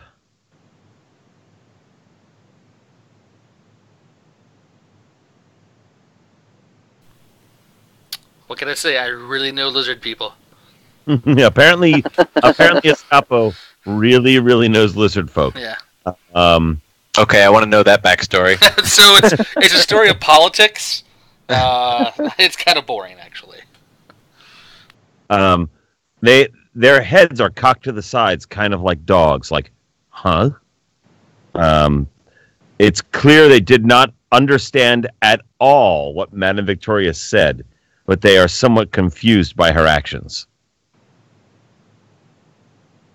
And they are still gripping their weapons and their shields, but they're curious now and looking at you. And to that end, Madame Victoria. I feel pretty safe with the warriors around me.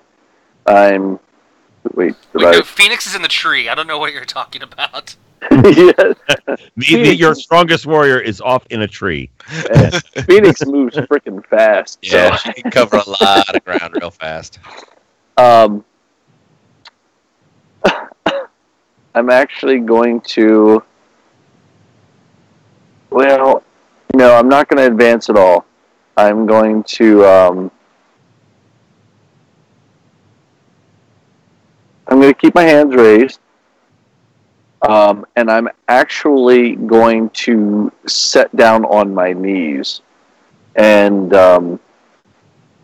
reiterate: we are only passing through this way. We mean you no harm. And I realize, at this point, that they probably don't understand my language, but I'll still speak for the sake of my own peace of mind. Give me a diplomacy check. By the way, you're taking negatives on these because you're not speaking their language at all. Oh, I'm sure. Yeah. But I can't do better than that. No, you really can't. All right. Very well. Crane moves up to here. And then it is Wilstrom's turn. Same. Gonna stand my ground. Pole arm at the ready. Very well. Phoenix. Ready in action. If they move to attack, I will receive the charge. Yeah. Phoenix is gonna stay put. All right, Escapo. Oh, it's tense. It's tense. What's gonna happen? Go first. I feel like I should stay here. I'm gonna protect Victoria. Standoff. Yeah, no, I'm just gonna keep ready in this action in case they move aggressively. All right. And we'll let Victoria lead this showdown.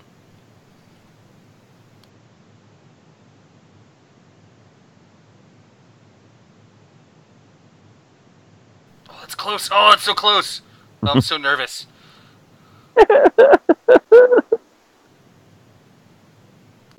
10 meters.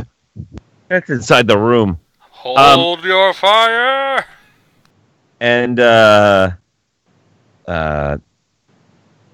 this one says something in Draconic. You have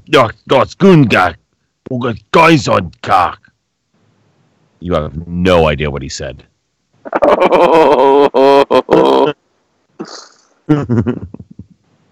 Oh dear.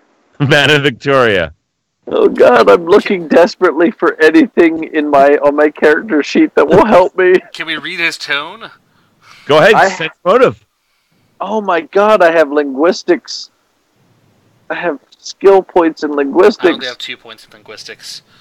I don't know what that does. Other than give me languages that I never freaking chose. It's my turn. Yes, it sure is. All right. Well, then I will give the last possible act of submission, and I will, keeping my hands raised, simply bow to the earth. Like I will as though I am, like, I will totally prostrate myself on the ground. Actually, I am going to need to move in front, I think, in order to accomplish this. So I'm going to move to there to put myself somewhat at the forefront of the group, and then I will prostrate myself. All right. Give me a diplomacy again. Oh gosh! Oh gosh! I can't Comes look. the one. All right. Ain't terrible, ain't great. Crane hangs out. Wilstrom, what are you doing? Hold. Same. Ready in action. Phoenix as well? Yep. Escapo. It's gonna wait here. All right. It's their turn. The only one that moves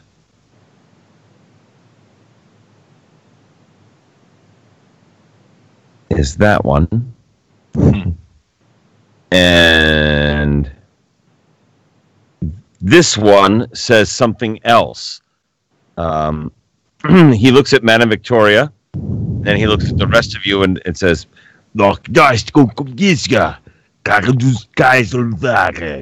and he's gesturing, but give me a sense motive to figure out what he's gesturing about. Yeah. Do I get a sense motive being Yes. prostrate? Oh, yes, you do. Okay. He is obviously speaking for the group. Okay. But we're not sure what he's gesturing about. Madame Victoria with an 18. He seems to be telling you all to surrender. Yeah, I don't think we're gonna do that, right? I'm assuming that I'm the one that knows that. I will relay. Yes, you are the one that knows that. On my turn, I will relay that to my party. Conveniently, it's your turn, by the way. And I will remain prostrate. It's up to everybody else. I don't know that it's the wisest choice, but that is what I'm going to relay to the group. We shoot the leader? Are we shooting the leader, guys? Come on. What are we doing? Are we shooting the leader? No, we're not shooting anybody yet. Not yet. All right, so you relay all that, Madame Victoria. Crane goes, what do you want me to do? Wilstrom. I'm going to hold my action, and I'm going to stand my pole arm straight up, butt on the ground, pole arm pointed in the air.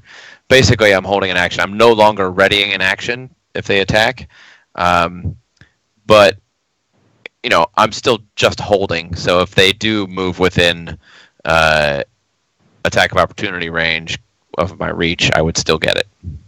All right. But I'm not actively pointing my spear at anybody.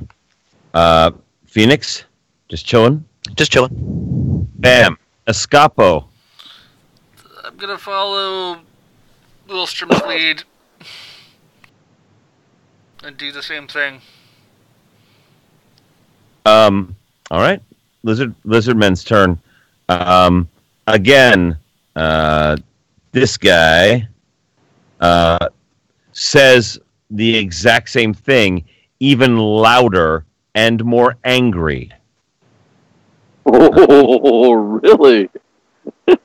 Whatever it was he said, he says it again, more loudly and more angry. We did not do it. Right. And I don't think we should just surrender to them. That seems like a bad idea. Yeah, I'm with you on that. And I'm all for non-violent solution, but I don't think we should show weakness either. I don't know. Victoria, it's your turn. And Wilstrom's even thinking. He's even saying that out loud. He's, I do not think we should show weakness to them. I'm gonna stand up.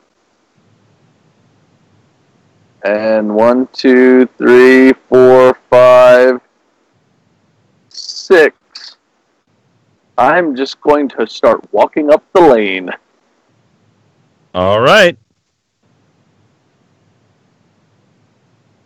They all visibly tense.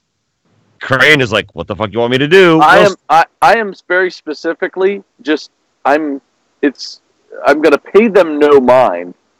You know what I mean? I'm not going to make any aggressive action. I'm just going to try to be very casual and just continue walking.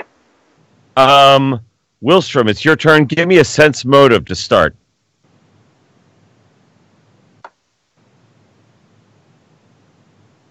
They are about to attack. Willstrom, damn. Willstrom, it's your turn. All right. Victoria, stay put. Willstrom says, and I will take one basically 5-foot step there, and yeah, to there, and same thing. I'm gonna stand my ground, pole arm, one hand on the pole arm, butt on the ground, and just as tall as I can be, all 3.5 feet of me, just stand there watching them approach. All right, Phoenix. Same. Hold. Scapo. Willstrom, did you say that they're about to attack? Yes, yeah. I say, Madam Victoria, stay put. Hold there. This could be violent. We don't want them to turn violent. Scapo. I hope I'm not making the wrong decision here, but it sounds like we can't avoid violence. So they're not expecting us to attack, and I'm going to shoot at the leader. All right. Okay, here we go. And it's on. I wish I could play music for you guys right now. Mortal Kombat. Fertile one. Madam Victoria in slow motion is going to go, no!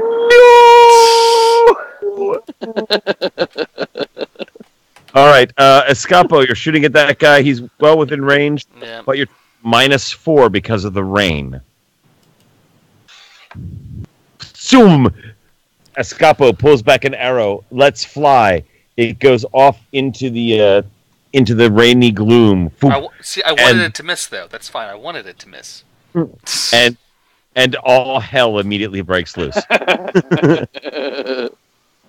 All right. I'm surprised that it waited this long for combat, to be honest. Not gonna lie. I was hoping you guys would actually talk your way out of it. I was hoping for that too, but we had. Yeah, we were too. If only one of you spoke Draconic. If anyone had spoke Draconic, you could have maybe negotiated with them. I didn't know I could take that as a language, to be fair. And this guy chucks his javelin at Madame Victoria. Oh, hot diggity. I'm going to get it. Oh, nice. I'm not going to get it. And it's also a -4 on top of that. Oh, man. It's the rain. So it goes flying off to the side. Right. Bam. That's what that one does. This one 5-foot steps up over here and chucks a javelin at Willstrom. Because, reasons. Should not have done that. Probably shouldn't have, but that is what, in fact, he is doing. Hate that I have to scroll down every time I pull up this thing to get to his attack. -4, so 13. Nope. And nobody's flat-footed because you've all very, very tense about all of this.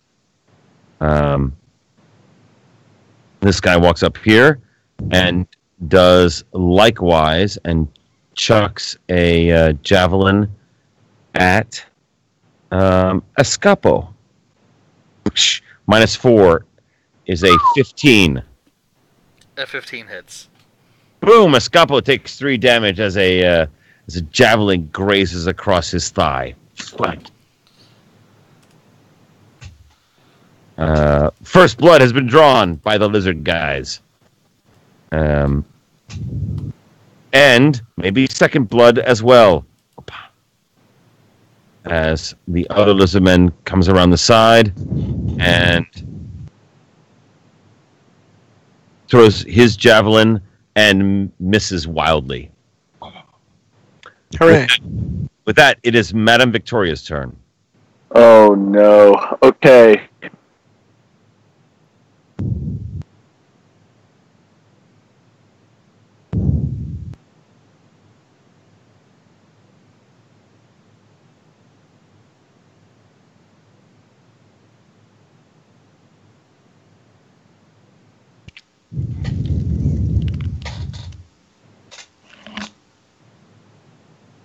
So Madame Victoria is retreating back into the group.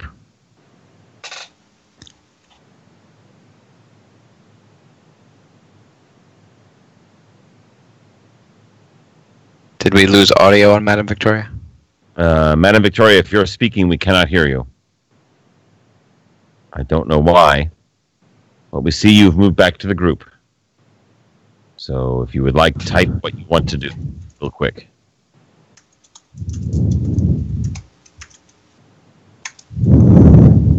I hear somebody typing. Yeah, that's me.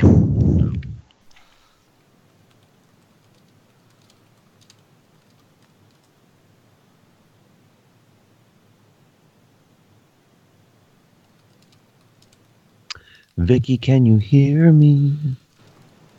All right, I'm going to pull up Cranes while this is going on, while we're sorting this out, because Crane is going to shoot. But Crane is going to shoot a la normal. He does not trust. It is negative with the flurry of longbow. And it doesn't matter, he misses anyway. Crane is useless. Willstrom, what are you doing? I am. Is this regular terrain? Yep, that is. How about 1 square forward? Yep, it is. But this is water? That is still regular terrain. That is enough regular terrain. And these two over here? Yes. Regular terrain? Great, okay. Yep. All right. Willstrom is going to... All right, I'm back. Oh, hooray. Am I back? Okay. Yes. Where It Where is your did you lose me? You moved, and that's all we saw. Okay. So I'm moving to that point. I'm going to put my hand on Willstrom's shoulder and cast Dancing Light. Behind me, there will appear a vaguely humanoid shape of light. And I'm going to fairly ominously speak, just basically say to Willstrom, stand at ease. They will have no idea what I'm saying, but my intent is to intimidate them. Give me an intimidation check, but since you threw out dancing lights, give yourself a +2.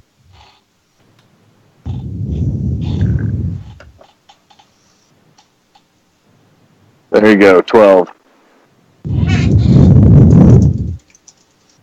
That would be a... Intimidating-ish. They would have a sense. Their response to that is a sense motive. Get right back. You roll their sense motive.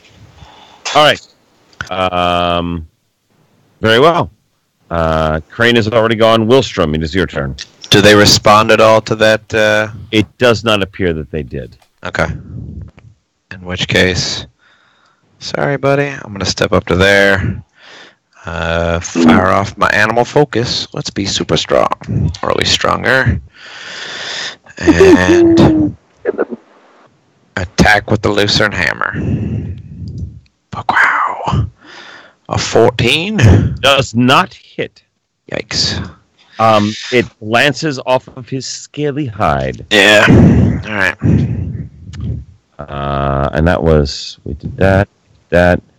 And it is Phoenix's turn. Squaw. I'm going to command her to. Oh, where do you want to go, Phoenix? Yeah, let's go get him.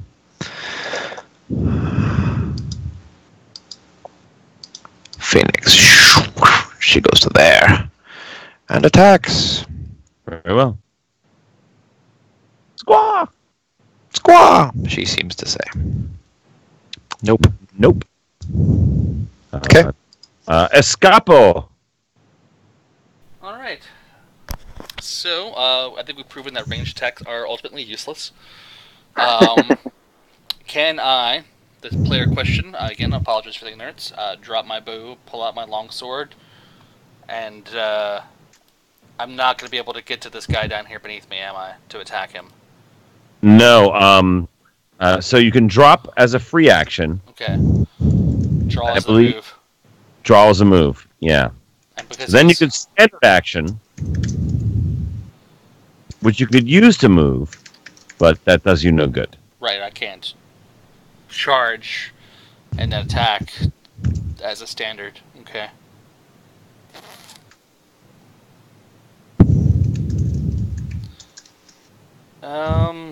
Man, no, I really don't know what to do here, guys. I'm sorry. Because I'm hurting. Yeah. I feel like, alright, so Did you get whacked pretty hard? I got whacked fairly hard. Okay. Alright, so let me ask this again, player ignorance. Can I stash my bow, move, and then you said drawing a weapon is still a move action. But you can substitute that as your standard action, yeah. So you could drop your bow where you are or wherever you end up, move, and then draw a weapon. Yes. Well, I don't want to drop my bow. I just want to toss the bow over my shoulder and pull the sword out and be ready to attack this lizard when he comes at me. Oh, you can do that, yeah. Okay. Am I still allowed to take a free 5-foot step, or is that... I will allow it. Okay. I'm going to put my back here to Victoria. For expediency's sake, I will allow it. Fair enough. Or bam. I don't know what the actual rule is, but good enough for me. It makes sense that you could do that. I missed what his other actions were. What was other things? Put away my bow, pull out my sword, and just stepping back. Yeah, he did absolutely. not drop the bow. He put it away, and then drew a sword and 5-foot step. And I'm like, that's fine. You can always take a 5-foot step as long as you haven't used movement for anything. You know what I mean? Like if you use your move action to do something other than move, then you can always take a 5-foot step. Okay. All right. You're in luck. This one goes after Crane. Well, he's not in luck.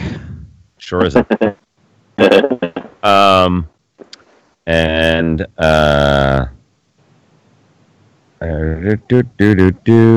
He's going to attack Crane. And with a Morning Star. And misses horribly. This one moves up and does attack Escapo. What does repeat the attack? Ron, do you remember?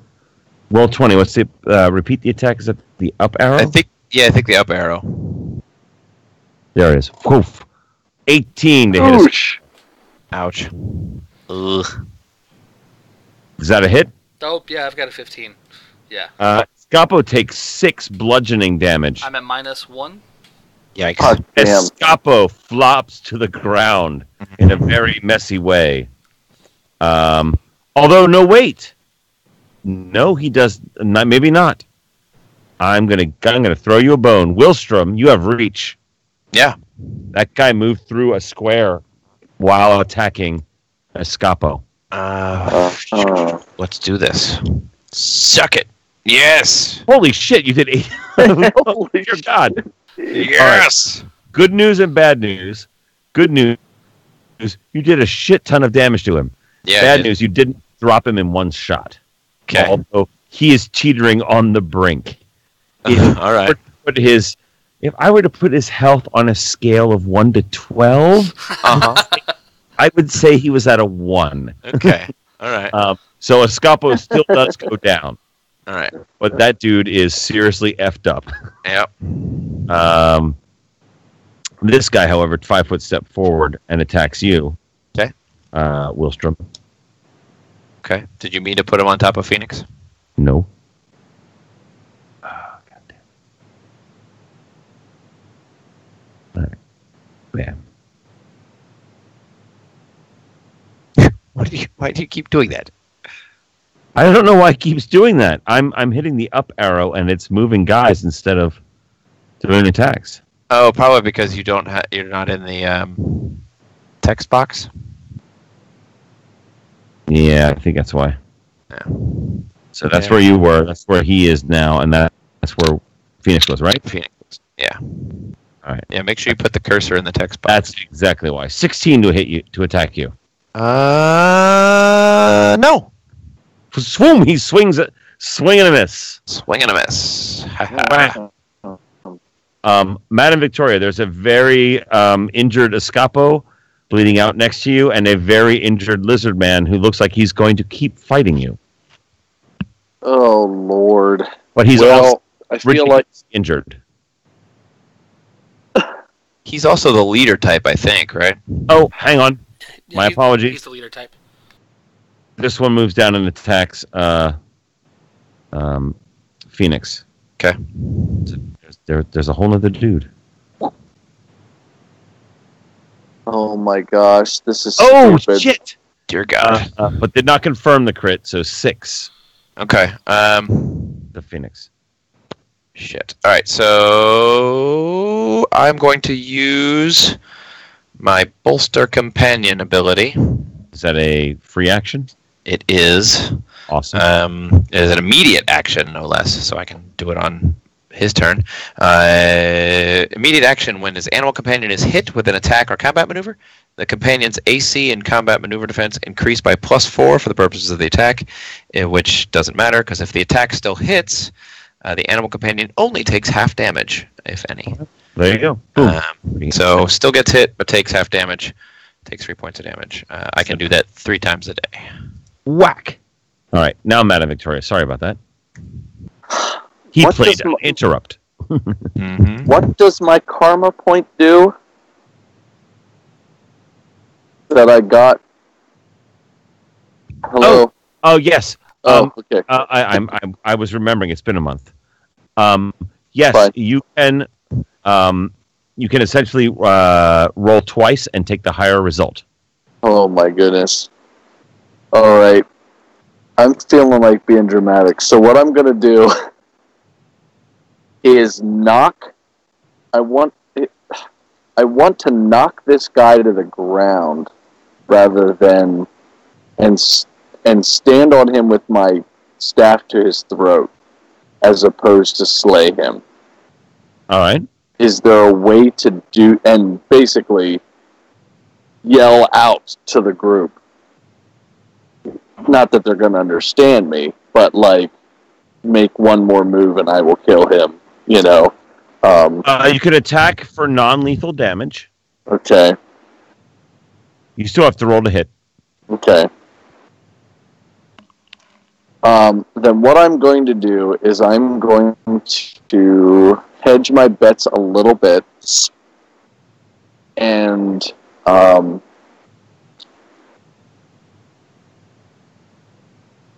channel my Spirit of the Champion to get my +1 to attack. All right. And this is a non-lethal with my quarterstaff, champion quarterstaff. And so do I spend my karma point before I make the roll or after I make the roll? You have to tell me beforehand. I'm going to spend that karma point. So roll twice and pick the higher result. I will take the 18. Yes, you will. Boom, he's down, he's out. And I will proceed as previously Give discussed. me an intimidation check then as a result. All right. And you're a 5 foot step forward onto his body. since you said you wanted to stand on him. Okay. Because that's pretty badass. Blorp. Nice. Oh, where's that intimidation? Oh, I've got it. It's under I. See? Weird. Oh, hot damn. Thank goodness.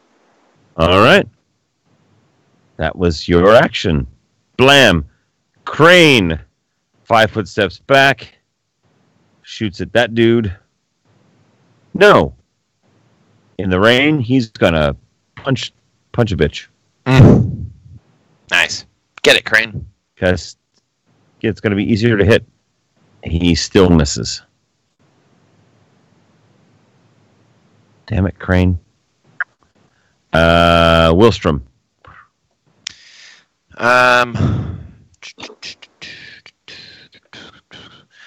All right. Wilstrom is going to 5 foot step back. Mm-hmm. And then he's going to cast Stabilize on Escapo. Very well. And yeah, so basically he takes a step back with his pole arm at the ready, so he's got it at fight and reach again.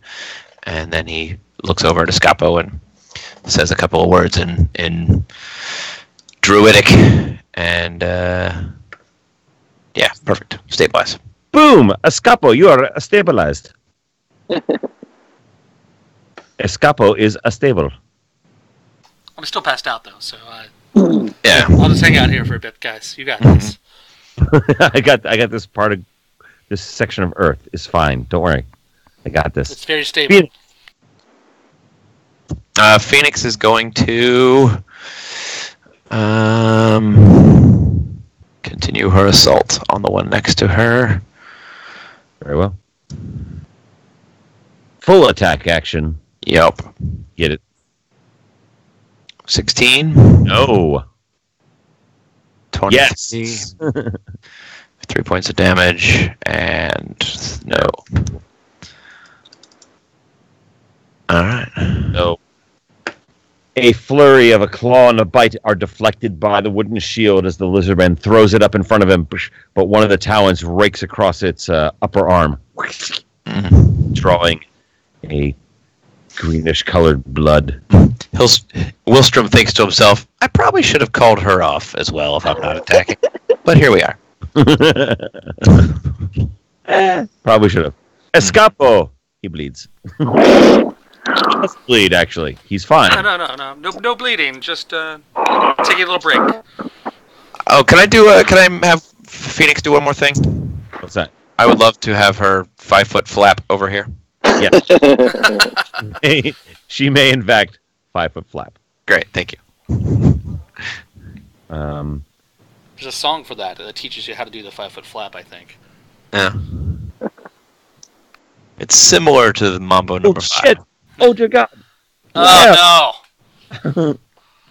What happened? Who is that on? Crane. Oh, dear God. Well, okay. Well, he's not here. No. I like that the damage is the same. Yeah, I know. That's weird, isn't it? Yeah. It's because it rolls the double damage separately. It doesn't take it doesn't keep the first roll. But on your guys' behalf, I'm going to take that because otherwise, you'd be fucked. Well, no, it'd still be if he does nothing else, he's at one guy busy. Where's his hit points? Where's hit points? I'm pretty sure Crane has 35 hit points. That's what I heard. No, but he does have 11, which means he now has 6. Yeah. Flap. That was that guy. That guy lays there unconscious.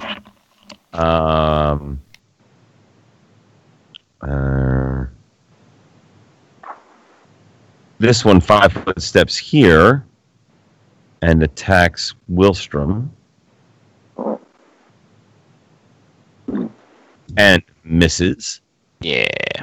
This one attacks Phoenix. 15. Misses. And misses. Yes. Aren't you all lucky ducks? Madam Victoria. But not all of Well, us. clearly they're not interested in being intimidated. Nope. So you know what? Well, this guy below me. Now I did a subdual damage or non-lethal damage to him. Correct. Yeah, but when you did it, he had 1 hit point left. He is not getting up anytime soon. Okay, so he's out of the game. Pretty much, yes. Okay. You can determine that. No, the guy underneath you. Yeah, he's not. It's minutes, if not hours, before this guy gets up. Okay, good. Well, then this guy will reap the whirlwind of Madame Victoria channeling a long dead soldier. No doubt from the war that we are in pursuit of. Wait. Oh, 7. Nope. It was a shitty soldier. Probably one of the first to die. You're probably not wrong. I chose my champion poorly. That's an 8, but it doesn't matter. Things happen. Boom. Crane throws a fist at the lizard man, and it glances off its forearm. Doesn't seem to have any effect. He clearly has not had enough to drink yet. Willstrom. A 5-foot step to there, and heal Escapo. So Escapo, how would you like? 1,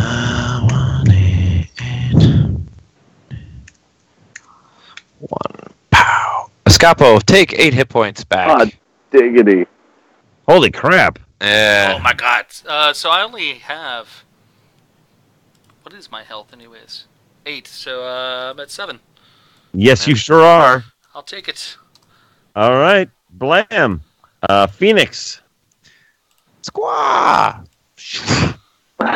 Press the attack, Phoenix.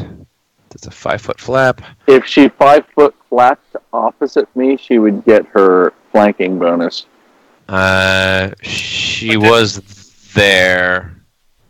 She would, wouldn't she? She would go Yeah. there. You sure would. But let me ask you this before you commit to it. But then the other lizard person could flank Phoenix. Yeah, and honestly, Phoenix doesn't know. Phoenix could take the shortest route.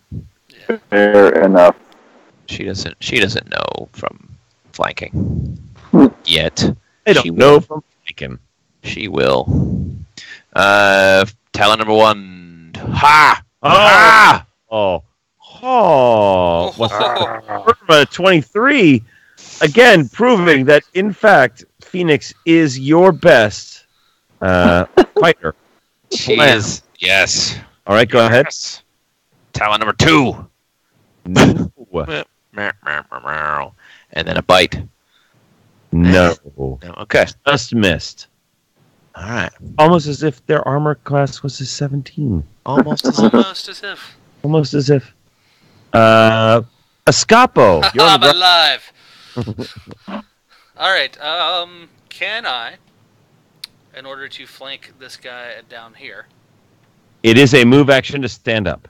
as a move action to stand up, so then all I could do would be to take a 5-foot step. You could take another move action if you wanted, Yeah. but you just won't get an attack at the end of it. Is there any way that I could actually attack this guy then? Not really, no. So standing up would eat the 5-foot step then? Yes, Okay. because that is a move action. Well then I will stay here and ready myself against any attacks. Very well. The lizard man down by Crane. Swings his morning star at Crane. What did I say? Crane's freaking armor class was? Like 35? 35, pretty sure. Very much not. 34 then. Okay. Sorry, we were off. and he takes 3 points of damage. Uh, He is still up, but he is looking very battered.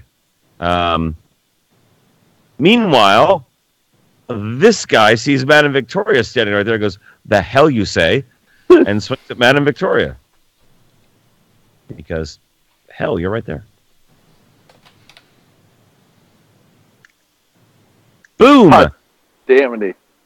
And grazes you with the Morning Star for 2 points of damage. I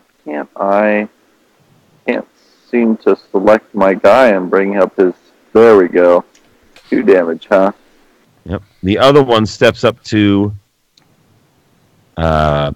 Phoenix, but in the tree, he loses it in the brush and just bashes some leaves and branches out of the way. Squaw! Squaw. Madame Victoria. Let's get this flanking bonus. 5-foot step. Very good call. And Yes. return fire. So what's the 5-foot step get me? You get a plus. I'm sorry, the He gets a flanking? minus to his armor class. Oh, okay. Gotcha. So here we go. Champion quarterstaff. No. Ooh, worst soldier ever. He did truly suck. That's why he's dead. That's why he died. Crane swings his fists and misses again horribly.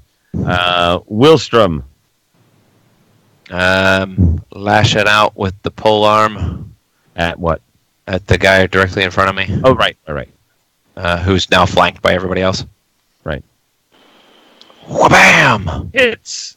Does 8. Yep. He drops to the ground. Pow! Kaplam. Blood gushes from his abdomen as he stabs with the point of the Lucerne hammer. Down he goes. In the strange haze that Madame Victoria experiences when she is possessed by the spirits of long past, she's pretty convinced that she did that. I'm fairly certain that was me. All right, so I still have move. I'm gonna go up to here. All right. Chill there. And then Phoenix, I assume it's Phoenix's turn. She's going to turn around and lay into the guy behind her. I will tell her, kill! Or rather, attack. 16 is a miss. Yes, it is. 7's a miss. That, and so it's that. A flurry of feathers and a fluttering of wings, but nothing lands. And a scapo. A flurry of feathers signifying nothing. All right, so I can work my way around to down here, yes? Yes, you can. So now he is flanked. Correct. He takes a -2 to his armor class. There's my short sword. You now need a 15 to hit. No!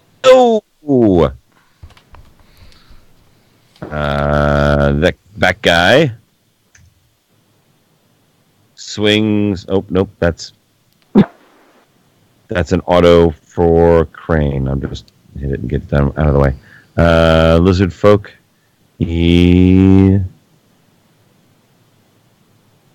swings and absolutely misses at Crane. Over here, swings at Phoenix once again. And Nope. 13 misses. And it's Madame Victoria. All right, let's have at it. This soldier's got to have some training, right?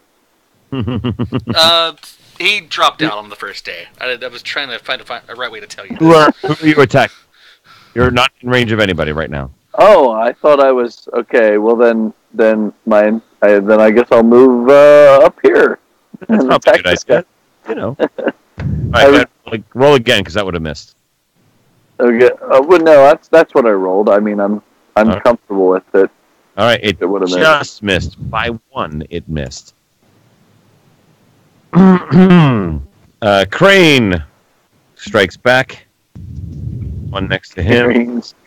Still misses, proving how incredibly useless he is. Wilstrom. You're just bad at this, Crane. If I go there, does that get me the flanking bonus? Yep, sure does. Yeah. Stupid diagonals. Yeah, great. All right. Pow. Hits. Yes! Takes 7 points of damage. He sure does. Okay. He was uninjured to this point. Mm-hmm.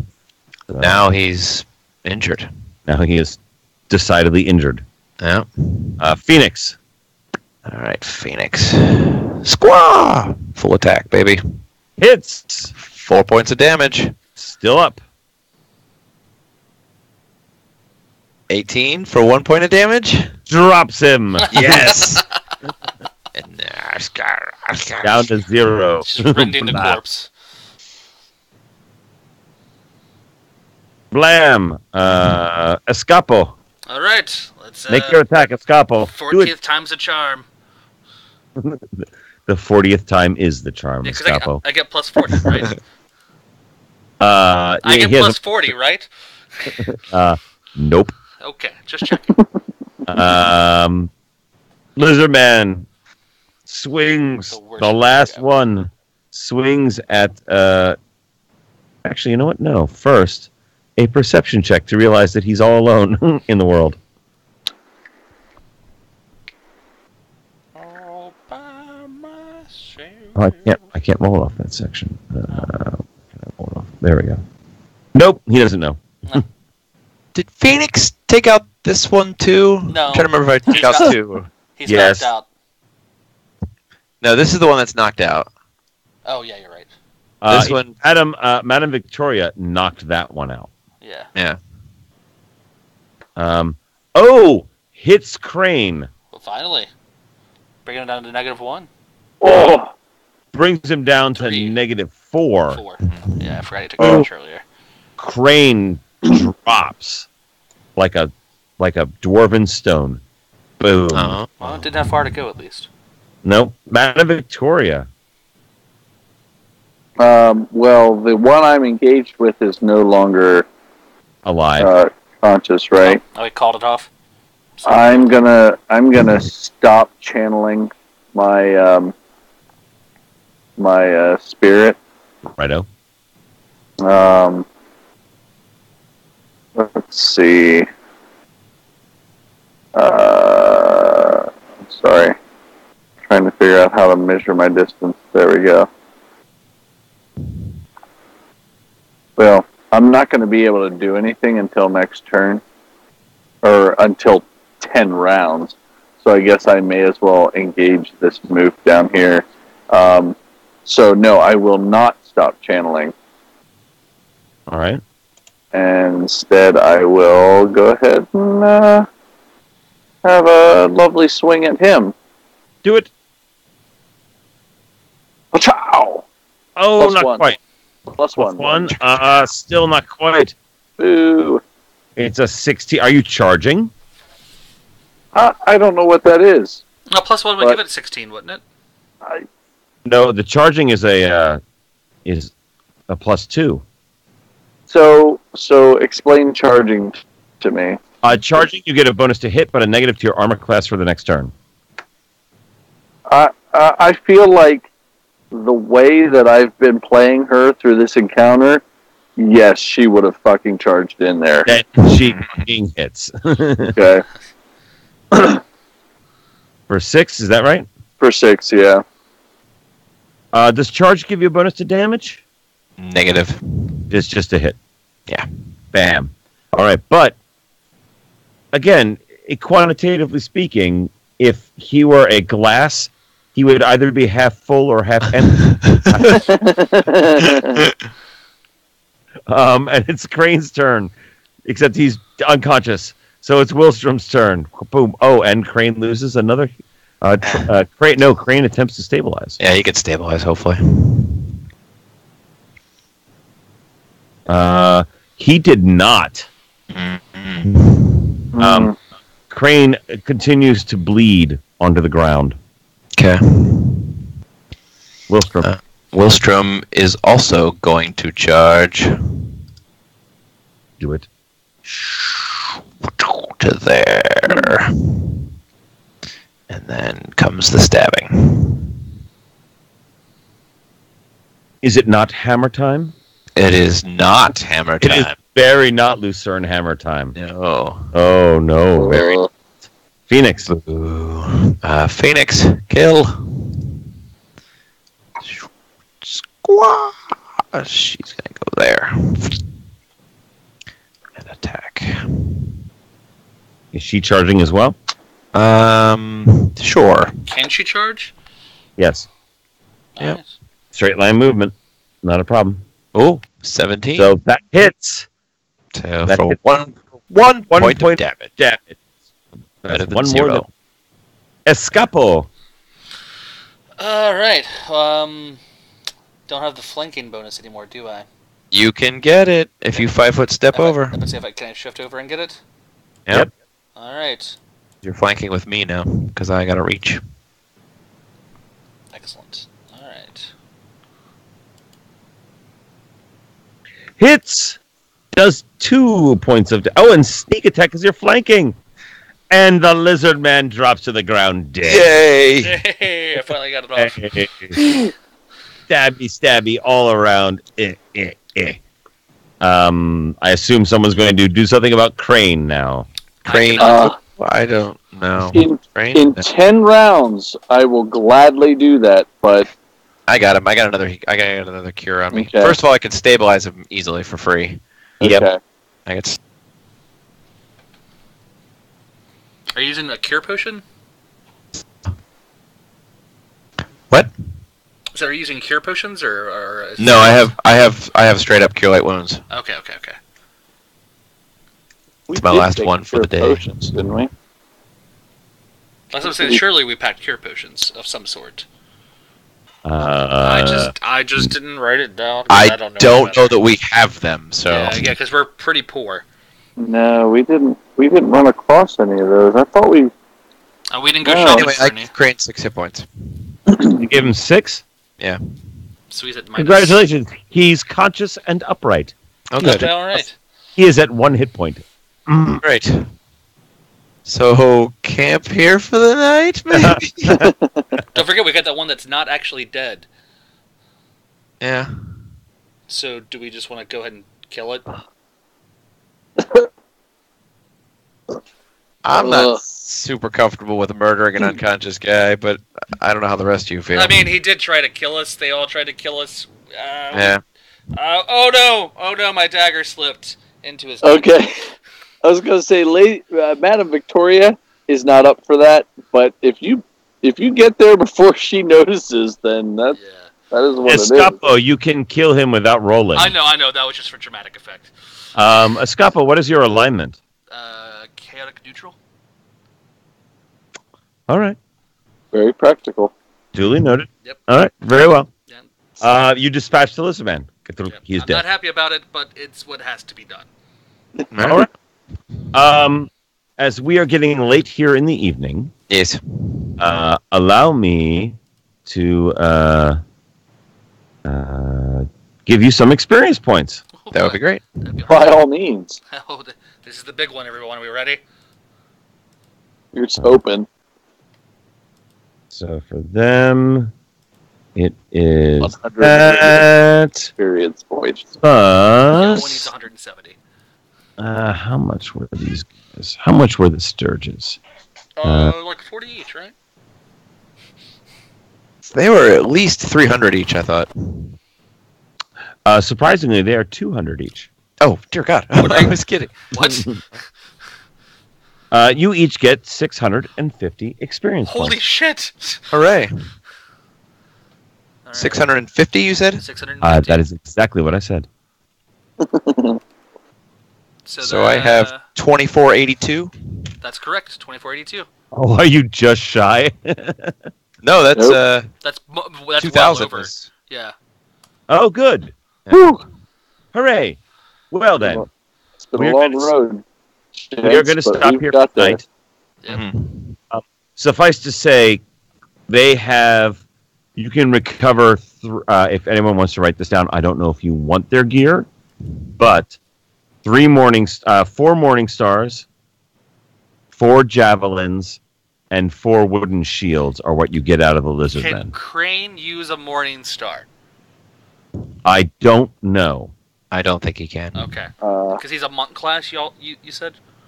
Yeah. I totally didn't realize he was a monk class this entire time. yeah, I think he only uses simple weapons, unless he took a feat.